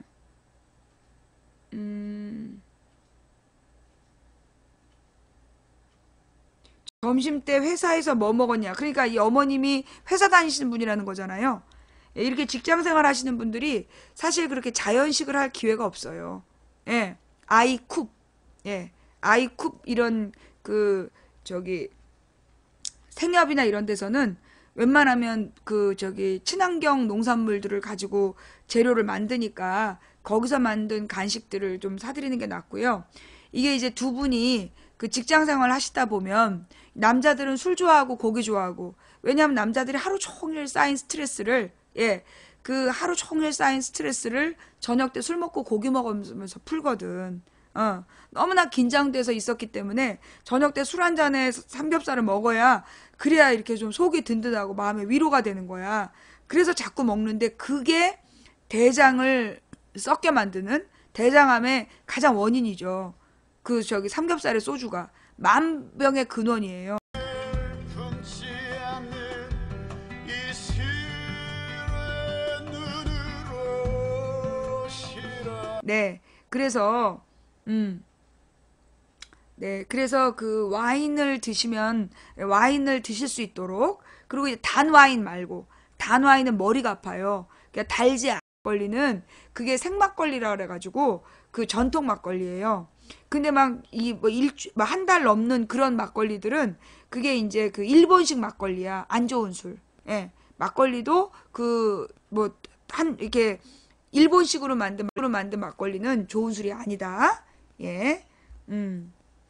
그리고 이제 그 일본식 술 마시는 습관으로 정종 드시는 분들, 정종은 꼭 데펴서 먹어야 된다. 예, 예, 예. 그래서 그 이 술에도 다 종류가 있는데, 그 뭐라 그러나, 고기를 먹을 때는 레드 와인, 고기를 먹을 때는 레드 와인이랑 먹는 게 좋다더라. 예, 그리고 그 삼겹살은 별로 안 좋은 고기예요. 원래 삼겹살이 그 제일 싼 고기야. 기름이 많아서. 그래서 그 삼겹살은 원래 다 버리던 고기라 그게 되게 싸니까 옛날에 이제 막장에서 그 뭐라 그러나 광산에 계시는 분들이 석탄을 흡입하면서 일을 하고 그 저기 돼지 기름을 먹으면 삼겹살을 먹고 돼지 기름을 먹으면 목이 좀 부드러워진다.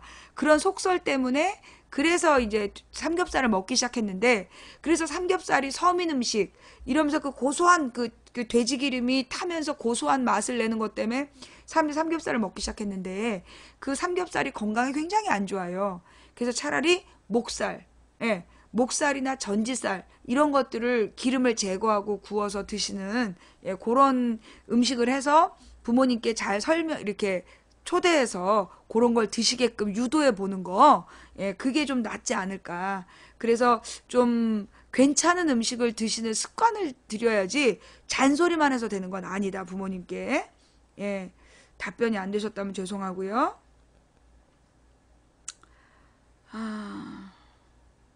저는 망치 부인님께서 하시고 이루셨던 역할과 망치 철학을 이어가고 싶은 군입대를 앞둔 대학생입니다.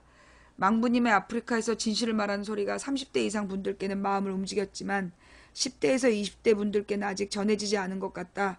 이분들을 타겟으로 저도 시사방송 컨텐츠에 도전해보고 싶습니다. 아직 많이 부족하지만 공부도 하고 있고 방송 열심히 보고 있습니다. 저에게 몇 가지 조언과 팁, 최장수 시사방송인으로서 충고 등등 부탁드립니다. 제가 볼 때는요, 그 20대에는 시사방송을 하기에는 적절치 않다. 군대도 안 갔다 왔잖아요. 예, 군대도 안 갔다 왔기 때문에 제가 볼 때 이 시사방송이라는 건 그렇게 막 그냥 떠든다고 되는 게 아니에요. 인생의 경험이 있어야 돼. 그 적어도 군대 갔다 오고, 그리고 공부도 마치고, 그리고 직장도 몇 가지 경험해 보고, 그래야 시사가 보여요. 그런 경험이 없이 그냥 시사로 들어가잖아. 그러면 이게 깊이가 없기 때문에, 예. 근데 시사 방송이 한때 되게 많았어요. 근데 이 많은 시사 방송들이 이 한계에 부딪히는 게 뭐냐면, 결국 경험치의 한계야. 입으로 막 이렇게 말재주가 좋은 사람들이 학벌 팔고 그 떠들 수는 있어요. 근데 그런 건 오래 못 가요. 그게 왜 그러냐면 시사는 삶의 이야기거든. 망치 부인이 그 최장수 시사 방송을 할 수 있었던 이유는 뭐냐면 내가 나이가 내일 모레 50이고 그리고 이 직장 생활도 해보고 인생의 경험이 있는 게 그게 내 경험을 가지고 시사 문제를 보니까 그 시사 문제들이 어떤 의미인지를 연관을 지을 수 있는 거예요. 그러니까 그 나의 시사가 다른 사람의 시사하고 좀 다른 거거든요. 그래서 내가 이 젊은이한테 해주고 싶은 얘기는 지금 섣불리 시사 방송을 할 생각 하지 말고 책을 한 1000권을 읽겠다. 예. 그 인문학 책부터 해서 그 석학들의 책을 1000권 정도 읽겠다. 1000권은 읽어야 시사할 수 있어요. 예. 1000권 정도를 읽고 그리고 내가 정말로 한 1000명하고 대화 한번 해보겠다. 그래서 1000명을 만나서 그들의 인생을 듣고 책을 1000권을 읽고 예. 그리고 진짜 이 1000일을 동안 고민 인생을 놓고 고민해 봤을 때 그 정도 겪으면 시사 방송을 시작할 준비가 되는 거 아닐까. 예. 시사는 좀 준비된 사람이 해야 돼요. 그리고 가능하면 여러 가지 직업도 경험해 봐야 돼. 직업을 경험해 보지 않고 그냥 시사를 하잖아요. 그러면 뭐냐면 이론이야. 그 이론은 이게 참 웃기는 거야. 학교에서 장사를 배우면 장사가 안 되는 것처럼 그 장사는 장사꾼한테 배워야 되는 거거든요. 예. 그래서 이 그 직장을 다녀본 사람이 시사를 제대로 알아요. 그래서 직장 경험도 먼저 해보라는 이야기를 먼저 꼭 해드리고 싶습니다. 예. 저 같은 경우에는 사탐 강사를 10몇 년을 했어요.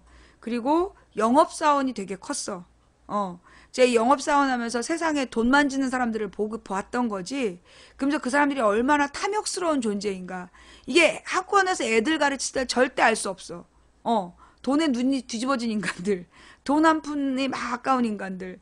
그러면서도 얼마 못 벌면서도 가족을 생각하는 사람들. 아주 다양한 이 사람들을 만났던 게 영업사원 경험이었고, 그 다음에 이제 여의도에서 4년 동안 정치연구소에 있으면서 그 정치판이라는 게 어떻게 돌아가고 어떤 원리를 갖고 있구나. 그리고 어떻게 망하고 흥하는구나. 한 정당의 탄생부터 그 종말을 보고 나니까, 그게 내가 지금 시사방송을 하는데 굉장히 큰 그 경험치가 됐거든요. 예. 그리고, 그러니까 이제 그 제가 해드리고 싶은 얘기는 먼저 경험하고 배워라. 그리고 나서 시사를 해라. 쉽게 시사했다가 망하는 사람 여러 봤다. 그냥 말장난으로 끝나요. 예. 그 다음에 오늘 내가 너무 교만한가? 내가 너무 교만한가? 예. 죄송해요. 제가 너무 교만하게 보였다면 이 저 인생 상담 신청하신 분께 죄송하다는 말씀 드립니다. 저는 40대 초반의 기혼 여성이고 현직 교사로 중등학교에서 15년간 근무하다가 당시 학교의 모 부장교사와 교감의 성희롱 및 허위사실 유포로 인해 결백을 주장하다 오히려 제가 스스로 퇴직할 수밖에 없는 지경에 이르러 퇴직 후 지금은 다른 지역에서 기간제 교사로 근무하며 15년 만에 다시 임용고시를 준비하고 있습니다. 미련 없이 버리고 나왔다지만 가끔씩 들끓는 그들에 대한 분노로 힘이 들고 지금이라도 교육당국에 접수하면 처벌할 수 있다지만 그렇게까지 해야 하느냐는 갈등 사이에서 때때로 딜레마에 빠집니다. 그들을 지금이라도 용서라는 미명하에 과거로 덮는 게 나을지 지금이라도 적법한 처벌을 받게 하는 게 나을지 조언을 부탁드립니다. 이게 어느 시점이 중요한데요. 이 성희롱 문제도 그 저기가 있어요. 공소시효. 예.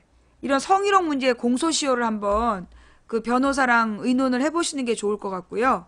그 다음에 아마 공소시효가 지났으면 처벌이, 예, 가벼워질 수밖에 없어요. 너무 오래 고생하시면서 시간이 오래 지났으면 이게 공소시효가 없을 수 있습니다. 이거 지났을 수 있어요. 그러면 이거는 이제 그 처벌이 안 돼요. 예. 처벌이 안 될 수 있고요. 근데 보니까 이제 15년간 근무하다가 그만두고 기간제 교사를 하면서 다시 그 15년 만에 저기 임용고시를 준비한다는 거야. 그러니까 이게 지금 그만둔 지 얼마 안 된 거야. 그죠? 그만둔 지 얼마, 올해, 그러니까 1년이 안 됐다는 거예요. 자, 그렇다라면 이 부분은 교육청에 고발하셔야 돼요. 예. 교육청에 제보하시고요. 그 스스로 사퇴 원인이 이거였다. 이걸 밝히셔야 돼요. 그래야 이 인간들이 또 그런 짓을 못하기 때문에. 근데 중요한 건 증거가 있어야 돼.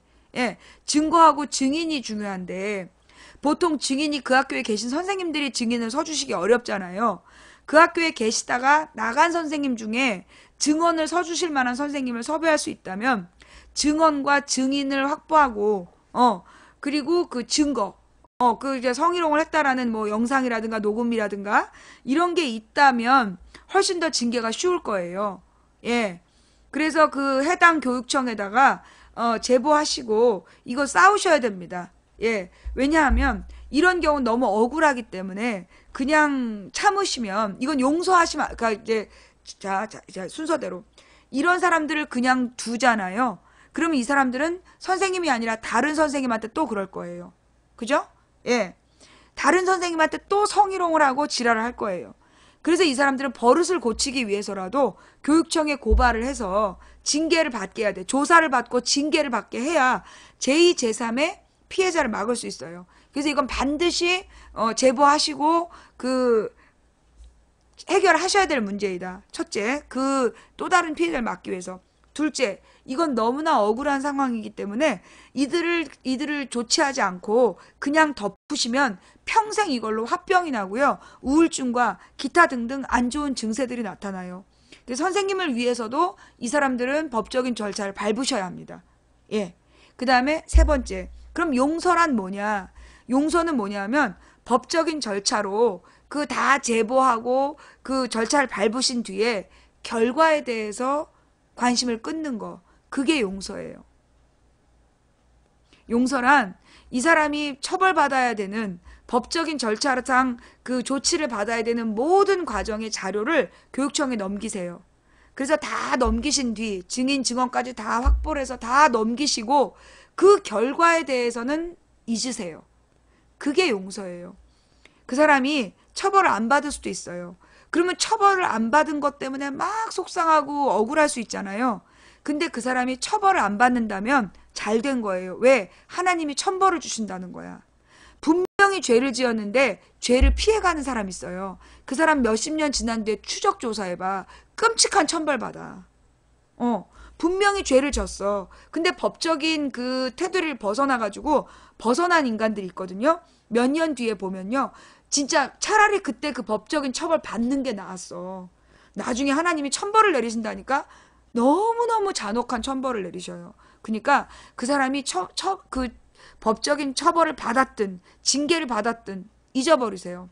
님은 할 일을 다 한 거야. 그냥 깨끗이 그래 내가 할 일은 다 했어. 만약에 저놈이 그동안 쌓은 복이 있으면 간단하게 처벌을 받을 것이고 여기서 처벌을 안 받으면 저놈은 천벌을 받겠구나. 그러면서 하나님께 모든 걸 맡기시고 이제 새로운 삶에 이제 새로운 삶으로 질주하시면 되는 거예요.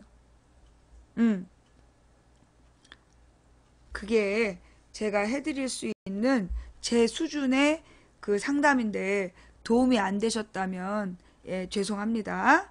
예.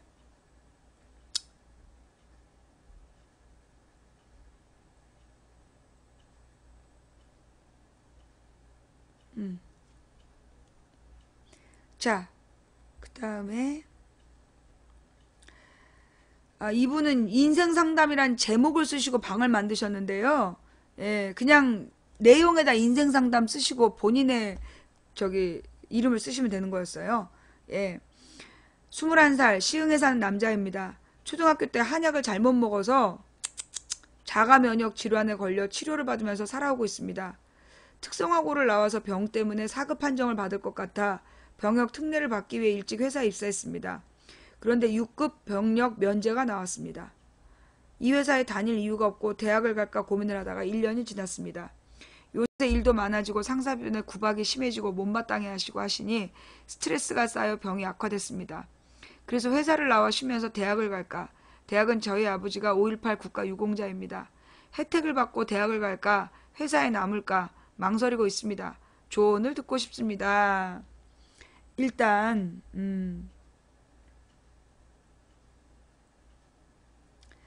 이분한테 제가 해드리고 싶은 얘기는 뭐냐면, 첫째, 한약을 잘못 먹어서 생긴 병이 맞는지, 이게 한약을 잘못 먹어서 생긴 병이 맞습니까? 한약은 대부분 이제 식품과 비슷한 거예요. 근데 그거를 먹고 자가 면역 질환에 걸렸다는 건, 예, 이건 조금 뭔가 원인을 잘못 알고 계신 거 아닌지, 예, 그래서 이 원인을 좀 한번 확인해 보실 필요가 있는 것 같고요. 두 번째로는 이분이 지금 4급 판정을 받을 것 같아서 병역 특례 회사에 입사를 했어. 이분은 어떤 스타일이냐면 미리 막 계산을 하고 걱정을 해가지고 뭔가를 하는 스타일이야. 근데 6급 면제가 나온 거야. 병 때문에. 자가 면역 질환. 이러면 군대 못 가. 그래갖고 이제 이분이 군대를 못 가는데 병역 특례 회사를 계속 다닐 필요가 없는 거죠. 그죠? 예. 계속 그 회사를 다닐 필요는 저는 없다라고 보여요. 가령 그 회사를 다녀서 일단 이분이 회사를 다닐 거냐 말 거냐를 결정하기 전에 뭘 가져야 되냐면, 이 회사를 계속 다녔을 때의 장점, 그 다음에, 회사를 그만뒀을 때의 진로, 이 부분을 좀 명확히 해야 돼요. 그래서 이제 장점과 단점, 지금 단점은 그 회사 상사가 계속 괴롭히고 있는 건데, 내가 볼 때 아마도 이 병역 면제 판정 받은 다음에 상사의 한마디가 더 다르게 들렸을 거야. 그 전에는 어떻게든지 병역 특례를 받기 위해서, 그 상사가 뭐라고 씹어대든 참았는데, 일단 병역 면제 판정 받고 나니까 그다음부터 상사의 말이 다르게 들렸을 거예요. 그런 심리적인 원인이 더 먼저 있었을 것이다.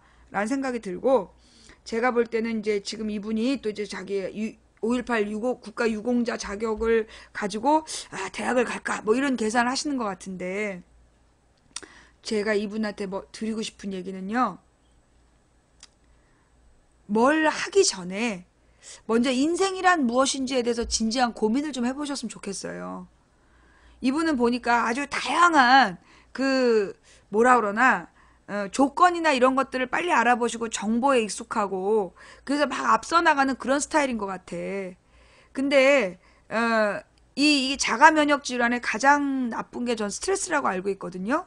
그러니까 이분의 생활 습관이 굉장히 스트레스를 부르는 스타일이에요. 예. 그러니까는 이분의 생활 습관이, 그러니까 사고 방식이나 생활 습관이 스트레스를 굉장히 많이 부르는 스타일이에요. 그러면 병이 계속 더 나빠질 수밖에 없다. 그래서 제가 볼 때는, 예, 이분이 가져야 될 자세는 먼저 그 인생에 대해서 멀리 바라보는 안목을 가질 필요가 있고, 그래서 이렇게 지금 대학을 가냐 회사를 그만두냐는 전 중요하지 않다고 봐요. 그러니까 대학을 가도 나이가 다르기 때문에 애들하고 어울리지도 못할 거야. 그리고 5.18 유공자라고 해서 갈 수 있는 대학이 좋은 대학들이 별로 없어요. 예, 좋은 대학들이 별로 없어. 그러면 그 대학을 가기 위해서 또 재수하고 고생하고, 그리고 졸업한 다음에도 별달리 학벌이라는 것이 큰 도움이 안 되는 대학을 갈 수밖에 없을 거고, 그러면 대학이 님의 인생에 큰 도움이 안 돼. 다만 허세죠. 대학 졸업했다. 그럴 거면 차라리 지금 병역 특례 업체를 다니면서, 회사를 다니면서 방송대학을 가시는 게 전 낫다 라고 저는 말씀드리고 싶어요. 대학을 정 가고 싶으면 방송대학을 가라. 그런데 이 회사가 정말 병역 특례를 받기 위해서 들어간 회사면 면제를 받는 순간 이 회사의 의미가 사라지는 거야. 제 인생을 왜 이렇게 살아셨을까? 병역 특례, 병역 특례 회사는 그때 가서 들어가지. 근데 이제 지금 이제 이분이 특성화 고등학교를 졸업했고, 그래서 그 고등학교 졸업 증명서를 가지고 여길 들어간 거잖아요. 제가 이분께 해드리고 싶은 얘기는 그래요. 지금 이제 내가 알고 있고 병역 특례 회사가 굉장히 일이 힘들다고 알고 있어. 일이 굉장히 많아요. 근데 이제 이분이 만약에 군대를 대신해서 다니는 거면 그걸 다 참고 다녀야 되잖아. 근데 그런 목적이 아니라면, 이분은 특성화고 때문에 여길 간 것도 있잖아. 하나의 원인이? 특성화고를 다녀서 간 거고, 특성화고를 졸업하신 분은 3년 정도를 한 회사에서 근무하면 그걸 경력으로 해서 대학을 갈 수 있는 걸로 알아요. 그죠? 예. 그래서 제가 이분께 드리고 싶은 건, 그, 본인의, 지금 이제 이 윗사람이 괴롭힌다 그래서 나가버리면 어딜 가서도 또 도망가요. 예, 어딜 가서도 도망가. 그러니까 나는 이분한테 본인의 질병을 회사에다 알리고, 그래서 내가 무리하면 안 된다. 그래서 업무량을 좀 줄이면서 차라리 이 그 방송대학을 계속 학위를 따는 게 더 낫지 않나. 라는 말씀을 드리고 싶고, 그리고 이 회사가 정 나빠서 그만둬야 되겠다 싶을 때는 이 특성화고 졸업생이 3년 뒤에 대학을 입학할 수 있는 그것도 좀 한번 알아보신 다음에 하셨으면 좋겠고, 제가 볼 땐 이분이 뭘 판단하시는 게 너무 앞서 나가는 것 같아요. 성급한 판단하는 것 같아. 예. 너무나 성급하게 판단을 하시는 분인데, 그러다 보니까 미리 걱정하는 거잖아요. 인생을 좀 여유 있게 사는 자세에 대해서 진지하게 고민을 좀 먼저 해보실 필요가 있다. 그래서 이런 분께 좀 권해드리고 싶은 책이 있는데, 음, 어, 이런 분께 권해드리고 싶은 책은 인생이란 무엇인가에 대해서 깊이 생각할 수 있는 책들. 일단 읽으셨을 수도 있는데, 마음을 열어주는 101가지 이야기라는 게 있어요. 예. 마음을 열어주는 101가지 이야기라는 책이 있는데, 그게 가볍게 직장에 왔다 갔다 하면서 읽을 수 있는 책이거든요. 예. 근데 이제 거기에 아주 다양한 얘기들이 나와요. 그래서 이제 가볍게 인생이란 무엇인가를 생각할 수 있는 책들이에요. 그거를 다 읽으신 다음에는, 이렇게 좀 저기 뭐지? 탈무드에 여러 종류가 있어요. 그래서 이제 탈무드의 좀 어른들이 보는 탈무드를 한번 이렇게 보실 필요가 있다. 예, 그걸 한번 보시고, 그 다음에 삼국지를 한번 읽어보시길 바래요. 예, 황석영이 쓴 삼국지.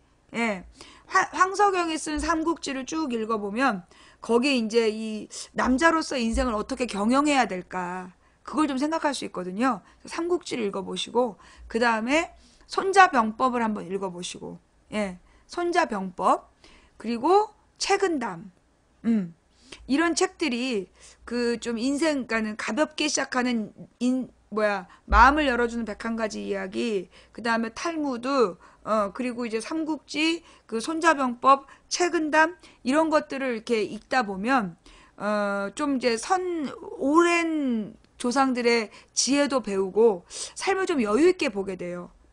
이문열의 삼국지는 별로 안 좋아요. 예, 이문열의 삼국지는 너무 그 작가가 잘난 척을 많이 해갖고 도움이 안 돼. 그리고, 그래서 이제 그런 책들을 좀 읽어보면서 인생을 좀 그러니까 장편 소설을 좀 읽어볼 필요가 있어요, 이런 분은. 왜냐하면 너무나 이렇게 눈앞에 있는 단기적인 계산을 하고 움직이는 사람인데, 보니까 되게 능력은 있고 부지런한가 봐요. 능력 있고 부지런한 친구인데, 좀 멀리 보는 안목이 필요하니까, 이럴 땐 좀 긴 책을 좀 읽을 필요가 있다. 예, 라는 말씀. 음, 음. 황석영의 삼국지가 좋다.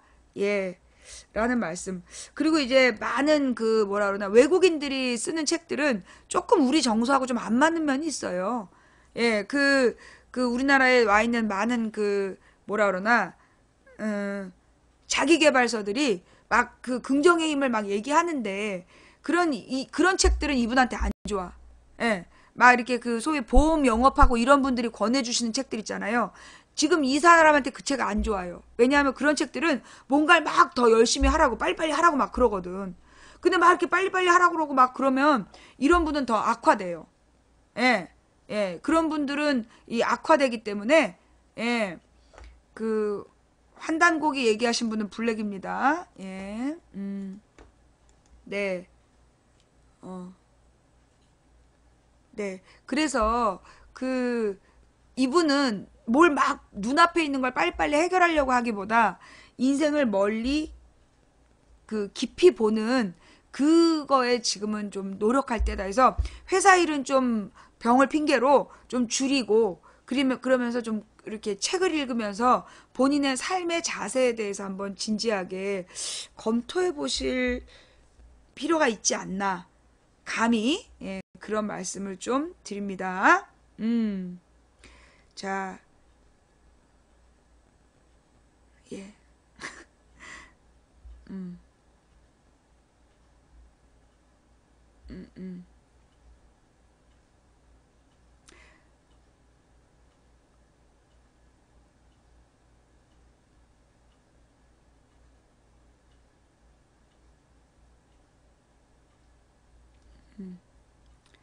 예. 자, 아까 그 10대 분이 10대, 20대 분들도 기사도 안 읽어보고 사드는 무조건 북핵 막으려고 필요할 거다. 무조건 미국이 우리를 도와준다 이런 생각 가진 분이 많아서 기사를 분석하는 콘텐츠를 구상했었는데 저도 언젠가는 망치 부인님처럼 많은 사람들의 마음을 움직이는 방송을 하고 싶네요. 정말 감사합니다. 이렇게 보내셨어요. 그러니까 이제 그 많은 젊은 친구들이 그 준비 안 된 상태에서 논쟁을 하다가 막 그 뭐라고 얘기해야 되냐 이렇게 물어볼 때가 있어요. 제가 해드리고 싶은 얘기는 누구랑 싸우려고 누구랑 논쟁하려고 방송을 하시는 거는 정말 안 좋은 일이다. 예, 논쟁을 하려고 하는 게 아니라 자기의 것, 그러니까 배우려고 해야 돼요. 여러분이 며칠 전에 그 제가 사드 가지고 얘기하는 걸 보신 분은 아시겠지만 저는 제가 반드시 옳다는 생각 안 하거든요. 내가 몰라서 그래 좀 가르쳐줘. 그래서 걔네들이 가지고 오는 자료를 가지고 보면 그 안에 반드시 빈틈이 있어요. 그런 빈틈을 딱 정리해서 이게 내용이 없잖아. 이거를 확인하고 그 다음에 진짜 정보를 보여주는 방식을 하고 있거든요. 예. 근데 이제 많은 젊은 친구들이 막 그 단기간에 말싸움으로 죽여야 돼 막 이러면서 그렇게 그 논쟁들을 하는 경우를 보는데 이분이 그렇다는 얘기가 아니라 그런 자기가 제대로 알지 못하면서 논쟁하고 뭐라고 대답해야 될지 모르겠다. 그러면 그 논쟁하시면 안 돼요. 예. 그리고 자기가 만약에 말이 막혔어. 그러면 아 미안하다. 내가 몰랐다. 라고 딱 인정해 버리세요. 내가 좀 더 공부를 하겠다. 그러면서 자료를 좀 달라. 그렇게 하셔야지. 그리고 그 자료를 분석해 보면 거기 반드시 단점이 있어. 뭔 얘기인지 알겠죠? 그러니까 그 논쟁을 하기 위해서 뭘 하질 말아라. 예. 꼭 드리고 싶어요. 네. 자, 오늘 인생 상담은 제가 컨디션이, 예, 그 좀 시절이 좀 안 좋고 컨디션이 안 좋아가지고, 오늘 상담은 너무 별로였던 것 같아요. 예, 정말 죄송합니다. 예,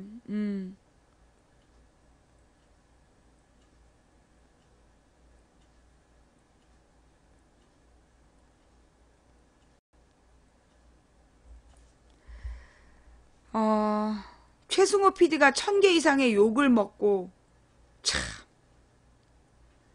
나는 이 1000개의 욕을 한 애들 국정원일 거라고 봐. 최승호 PD의 글을 읽어보니까 논리 정연하더만. 최승호 PD한테 악플을 단 1000명이 나는 상당수가 국정원 네트워크라고 봐요. 예. 그 최승호 PD한테 악플을 단 애들은 내가 볼 때는 그 국정원 네트워크일 거다. 왜냐하면 내가 볼 때 더 플랜을 팔아서 투표할 필요 없다. 그놈이 그놈이다. 그러면서 몰아가려고 나는 이거 작전 피고 있는 거라고 보거든요. 예. 네. 그러니까 여러분은 덩달이 되지 마시고 예. 뉴스타파 만든 사람이 최승호 PD인데 그 최승호 PD가 더 플랜이란 영화에 대한 비평을 썼어. 여기 뭔가 이렇게 내가 계속 얘기했다. 왜 인증을 안 했냐? 이건 막연한 추론으로 그럴싸하게 말 맞추기란 거야. 개표 부정 애들의 문제가 그거거든요. 그럴싸해. 그런데 그럼 왜 선관위하고 다이다이 안 떴냐고. 선관위하고 막 이 내용을 가지고 고소 고발을 하고 몇 년 동안 싸울 수 있는데 안 싸웠거든. 그리고 대선을 앞두고 뻥 터트려? 이것부터가 불손하다는 거야. 그동안에 선관위를 고소 고발했어야지 3년 동안. 그래서 선관위가 유죄 판결 받나 무죄 판결 받나 인증했어야지. 근데 그런 절차 없이 나온 거는 이거는 뭔가 이상하다는 거죠. 예. 근데 그거 그렇게 이제 이 최승호 PD가 이 굉장히 중립적으로 썼어. 왜 선관위를 가서 물고 늘어지지 않았냐. 그걸 지적한 거거든요. 나랑 똑같은 지점이야. 그걸 가지고 악플을 다룬 거야. 나는 그거 국정원일 가능성이 크다고 봐요. 자기도 모르게 최승호 PD한테 악플 달았으면 가서 지우고 사죄하세요. 예. 자, 이거 마지막까지 이놈의 더플랜 때문에 내가 지금 죄송해요. 예.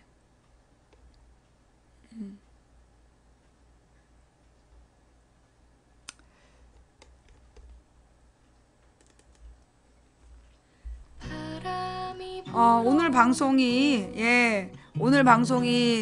원래는 인생수다방 하는 날인데, 예, 오늘이 이제 그 세월호 3주기이면서 그 부활절인데, 오늘 또 인터넷에서 쓸데없는 얘기하는 인간들 때문에 제가 너무나 화가 나서 그 화를 다스리지 못하고 오늘 인생상담이랍시고 한다고 오늘 또 이 귀한 사연들 보내신 분들께 도움 안 되는 이야기해서 죄송해요. 예, 이게 좀 마음을 이렇게 부활절에 맞게 기쁘고 감사한 마음으로 해야 되는데 그러지 못해서 진심으로 죄송하고요. 예, 이러다가 이 인생상담 접게 생겼어. 일부러 얘네들이 인생상담 막으려고 혹시 더 플랜을 공개한 건가? 가령 자백 같은 경우에는 정말 이 밝혀진 진실, 법정 투쟁을 가지고 만든 영화이고, 예, 이 더 플랜 같은 경우에는 추측을 가지고 객관적으로는 인증 없이 한 거잖아. 기계가 문제라는 둥,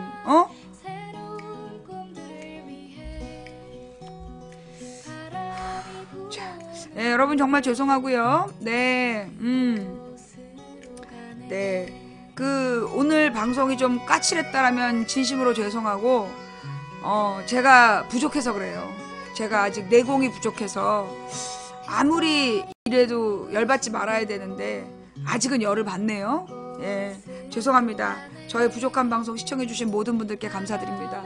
오늘 방송, 예, 업과 꿀잼으로 응원해주신 모든 분들께 감사드리고, 후원해주신 분들 일일이 이름 불러드리지 못해서 죄송하고, 매니저님들 수고하셨고, 또 참세상님, 양현리님, 안경유이님, 베티고양이님, 상식이 통하는 세상님, 그리고 풍행국님, 유튜브와 팟캐스트에 망치부연 방송을 올려주셔서 감사하고요. 나머지 허락 없이 올리신 분들은 고소 대상이라는 점 말씀드립니다. 오늘 후원 못해서 미안해 라고 하신 님들 그런 말씀 하지 마세요. 생방송 처음부터 끝까지 시청해주신 게 최고의 후원입니다. 예. 오늘 가짜는 인생수다방 들어주시느라고 고생하셨고요. 예, 오늘 혹시 부족한 내용이지만 여러분께 조금이라도 도움이 되셨다면 그건 하나님께서 여러분께 보내는 메시지였고요. 그리고 혹시 도움이 안 되셨다면 그건 제가 아직 인생 상담할 준비가 안 돼서 그런 거라고 그렇게 이해해 주세요. 예, 저희 죄를 용서해 주시기를 부탁드리면서 다음번 인생 상담은 제가 좀 더 그 마음을 좀 다스려서 하도록 할게요. 선거가 다가오니까 막 마음속에서 이 분노가 일어. 특히 대선이 다가오니까 내가 이 감옥에 갔었던 그 분노가 막 일어나면서 지금 막 컨디션이 좀 안 좋아지는 것 같아요. 네, 다음 주에 제가 주중에 좀 쉴 수도 있어요. 예, 주중에 큰 일이 없으면 제가 쉴 수도 있으니까 그렇게 이해 좀 해주시고, 예, 일단 내일 하루는 쉽니다. 예, 내일 하루는 쉬고요. 다음 방송은 화요일날 2시, 예, 다음 방송 화요일날 2시로 예약해 두고 갈게요. 예, 오늘 평안한 밤 되시고, 네, 오늘 후원한 거 이름 안 불러줘서 후원하고 싶지 않으면 안 하셔도 됩니다. 그럼에도 불구하고 후원해주신 분들 덕분에 오늘도 망치부인은 그 소송비를 마련하면서 방송할 수 있었습니다. 망치가 꿈꾸는 좋은 세상이 과연 올까요? 우리 모두가 행복한 세상은 올 수 있을까요? 행복은 우리 마음속에 있습니다. 예, 행복은 우리 마음속에 있고요. 예, 우리 모두가 평화롭게 서로를 사랑하는 세상을 꿈꾸기 시작하면 한 사람이 꾸는 꿈은 꿈일 뿐이지만 백인이 꾸고 만인이 꾸면 현실이 됩니다. 중지동천, 무리가 모여 뜻을 모으면 하늘을 움직일 수 있다고. 정의로운 세상을, 평화와 사랑이 넘치는 정의로운 세상을 우리가 다 같이 꿈꾼다면 하늘이 움직일 거라고 전 생각합니다. 그게 되겠어? 이기기 어려운 대상하고 싸우면서 지지 않는 단 하나의 방법은 싸움을 끝내지 않는 것이다. 누군가 포기해서 오늘 우리의 절망이 싹텄다면, 우리가 포기하지 않으면 내일의 역사를 바꿀 수 있다는 믿음으로 그렇게 갑시다. 여러분의 내일은 오늘 이 세상을 마감하는, 이 세상에서 또 얼마나 많은 사람들이 오늘 밤 세상을 떠나겠어요? 오늘 세상을 떠난 사람들이 간절히 소망한 내일이 다가오고 있습니다. 내일 하루 헛되지 않게 보내시길 바라고요. 감사함으로 시작한 하루가 되시길 바랍니다. 감사합니다. 지금까지 도봉구 창동사는 불량주부 망치 부인이었고요. 화요일날 2시에 만나요. 고맙습니다. 진짜 몸이